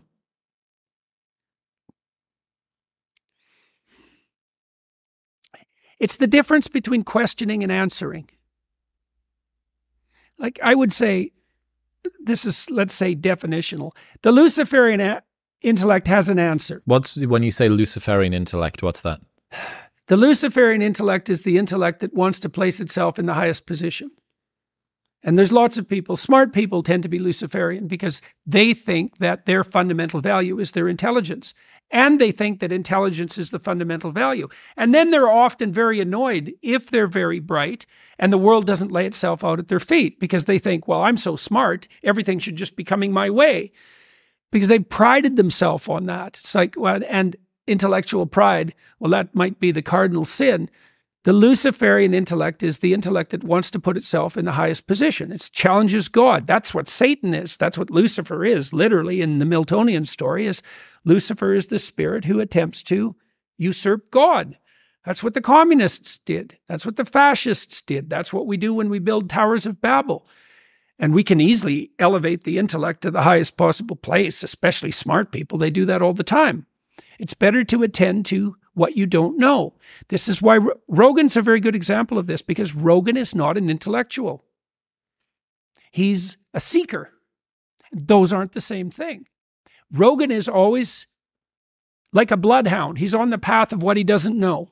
And the consequence of that is he knows a lot. 2,000 podcasts, 2,500 podcasts. He's done like 2,500 high-level graduate seminars, something like that. It's crazy. And so his questions get better and better as he fills in the gaps. Is it intellectual? No, it's not.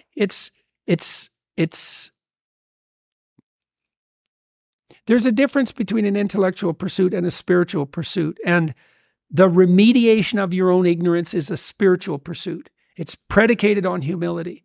How am I stupid? How can I fix that?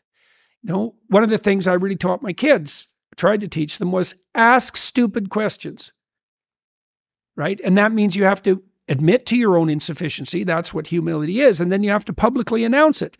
Here's how I'm stupid. Can you fix me? And, sometimes that is embarrassing, although much less frequently than people think. Usually, if you're in a crowd and you have a stupid question and you've been paying attention, 80% of the crowd has the same question. And they're relieved that, you asked it. In fact, they'll think you're brave. It's so interesting, because you're afraid when you ask a question, if you're in a university seminar, you're afraid that what you're going to do is expose your stupidity and be, what would you say, shamed. And what happens is exactly the opposite, is everybody who's too cowardly to ask that question now thinks that you're courageous. It's exactly the opposite of what you think. Yeah, that happens all the time. Always in my graduate seminars, the kids that asked the most ignorant questions, assuming they were paying attention, because you can ask a stupid question, Stupid question is you're fiddling with your phone and the class has just covered something and you didn't notice and you ask, clue in. That's not a real question. You're just wasting people's time. But if you're genuinely ignorant, I never had a student who asked a genuine question that I thought was a stupid question. Never. And I'd never treat a student that way. It's like, no, if it's so cool too, because sometimes the stupidest questions cut to the heart of the chase. You know, it's the kids who would ask a really basic question that also forced me to really understand what I was teaching. And that's a reflection of their humility. It's that humility in the pursuit of the ideal. That's not an intellectual exercise. Not in the strict sense. It's definitely what generates knowledge, though. That seems to be a good stepping block toward earned wisdom as well. That's earned wisdom, yeah. Yeah, earned wisdom through humility. Right. What have you got coming up next? What can people expect from you over the next few months? Well, what I'm working on right now is I'm going to finish this book. Hopefully by the end of December. It'll be published in November, but I'm going to go on tour, weirdly enough, about the book, probably starting in January. I'm going to do an American tour, and then I think I'm going to go to Africa and to South America and to Southeast Asia. That's the plan. And I'm very excited about this new book. I'm hoping it'll be the best book that I've ever written. It's going to be a more difficult book than the last two were, but not as difficult as Maps of Meaning. Do you mean to consume? Yeah, it's more. It's heavy. It's deeper. Have you been fighting with trying to make it accessible? No, not really. Right. I've been just trying to lay the argument out as clearly as I can. And I think that'll do the trick. And I have to go over it again and edit it and make sure that it's no more obscure than is absolutely necessary. No, I want to lay it out so that it's comprehensible. And I've had a lot of success with the biblical ventures that I've already embarked on. I did a series on Genesis in 2017, which turned out to be quite influential. And then I just did a seminar on Exodus with a group of thinkers. And I know there's a hunger for analysis of deep stories. And I also have good people around me that can help me grind my way through the stories and understand them. And so I'm very much I've been having quite a good time writing this book, actually. It's very difficult to write, but it's been extremely exciting and interesting. And I'm hoping, you asked me earlier, what would I consider success with this book? I don't think that you'll be able to read this book and understand it and be atheistic. I think I can demolish the atheistic argument permanently. And it's a weird thing, because it's not like all of a sudden people are going to throw themselves at the feet of God and... Man, your titties are coming out of that shirt. I'm just being a friend. Letting you know, you were a giggle away from top of areola for sure. Don't get mad, dude. I was being a bro. I told her they were coming out. He wants people to see that piece of shit. Let him look. Everyone's got their boobs out tonight. Thanks, everyone. Not you, you prude bitch. What are you so frigid about? Are your titties weird shapes?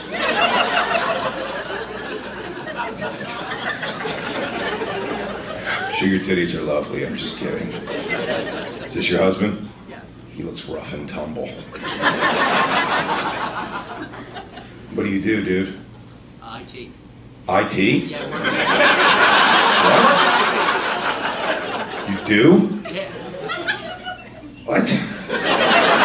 That's crazy. You look like you work on trucks or some shit. IT? What are you, a fucking coal miner? Is everything backwards in your house?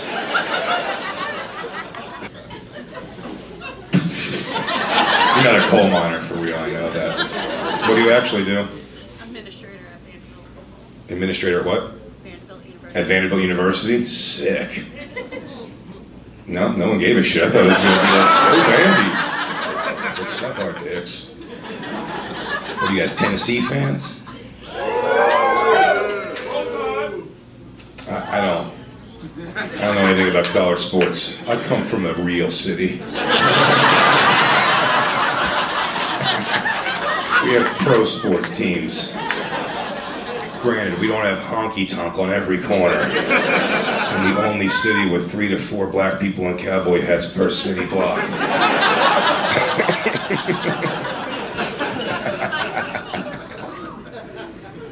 There any cowboys here? I've been watching Yellowstone. I want a cowboy. Although I don't know. I don't know if I want a cowboy or if I want to be taken by a cowboy. You could have the rest of my tomorrows, and I just undo his big belt buckle.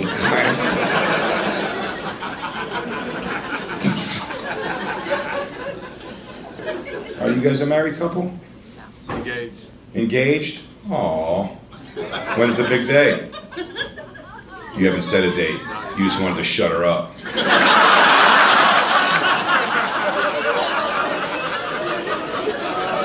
Someone told me there's a bachelorette. Your titty's falling out again. Someone told me there's a bachelorette. I'm just being a friend. Is there a bachelorette party here? No? Oh, I thought there was. Someone said there was. Maybe they don't want to be pointed out because they're all trying to cheat on their husbands tonight. You married? Nope. Would you fucking cheat on your bachelorette party night? No? Why? Well, this is your boyfriend, so you can't say it in front of him. But you know what sucks? When I said, would you cheat on that night? You thought of a name in your head right away. You were like, no, I wouldn't fuck Peter that night. Fight about it in the car later. Why mix it up now? This crowd's pretty cool. Where'd you propose to her? Atlanta. In Atlanta? That's vague. A fucking rest stop or like a Braves game? You didn't do it romantic? You guys look goth. Was it something gothy? Did you like walk her out to a yard and then throw down a torch and a fire ring went around you or some shit? It was before a Lizzo concert he proposed to you? Really? You guys went to a Lizzo concert? You guys look so macabre for that. I thought you were vampire twins. A Lizzo concert. You said yes. And then you watched Lizzo. It's not even romantic. It's funny. Did she have one of those stages where it's all screens and she broke one when she jumped? That's the funniest. That's happened to Lizzo a bunch. It always makes me laugh. I feel the pain also, but it's hilarious. Right when she's having her most fat fun, and then just the screen underneath her just breaks. And then, all my fat nightmares.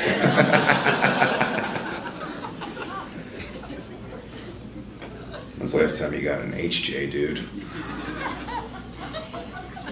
It's been a while. Maybe tonight in the car. Don't look right at him. Bring that magic back.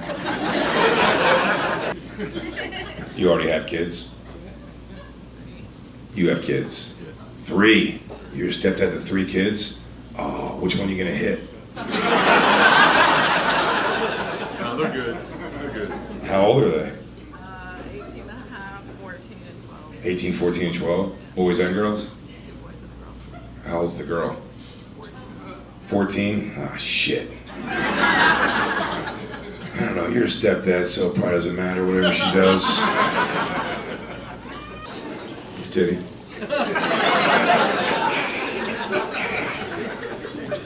It's okay. You said you guys are engaged? Also? Just dating? Yep. Where'd you meet online also? Which one? Tinder? That's the one. You're supposed to fuck on the first night, isn't that the thing? Wait until like the second. You wait till the second night to fuck him? Nice, good.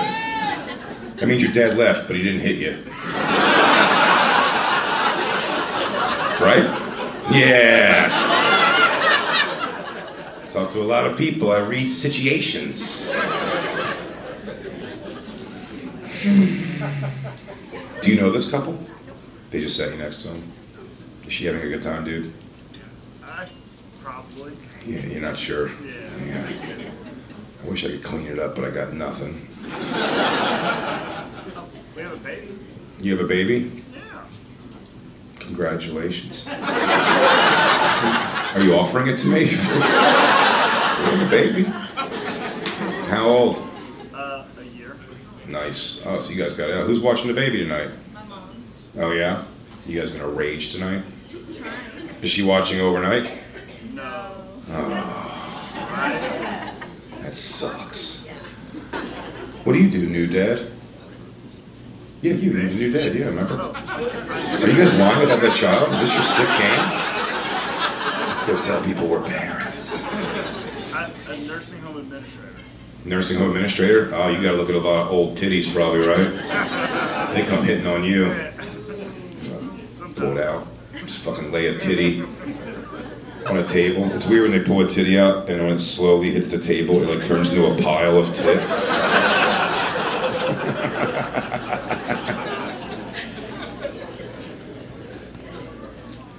That's gotta be a pretty, is that rewarding, that job? It can be, yeah. What do? You just take care of the baby now? Well, I'm a nurse. You're a nurse? This fucking whore. Staring at dicks all day. You don't want around that nursing world anymore? Getting accosted by doctors? What kind of nurse? Like emergency room shit? A nursing home. Nursing home also? Is that where you guys met? Oh, you pieces of shit. Do you just fuck in front of the old crazy people? And then when they're telling them they had sex and it made me look. Anyway. It's getting worse. Sorry, your mom's getting worse. And then you go behind the kid's back and you're like, she's like, oh Lord. Hell yeah. You could fuck good in those nursing home bathrooms, though. All those railings and shit to hold on to.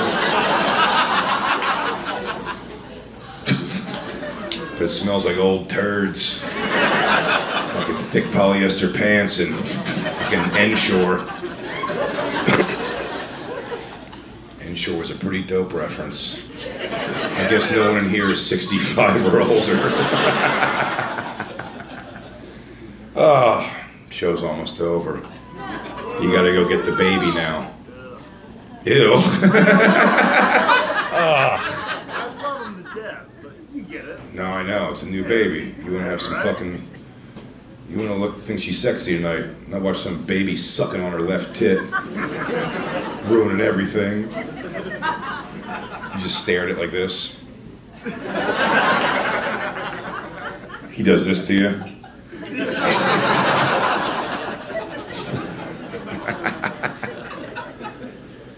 You got kids now, dude. You're gonna have to learn how to jerk off with no volume porn in the bathroom. Man, when I jerk off in hotels, when I hear porn, what another world.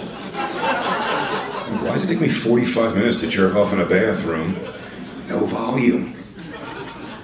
I just hear one ooh, and I'm like, what? They're making noise?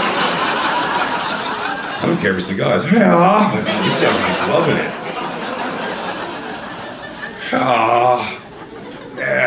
Yeah.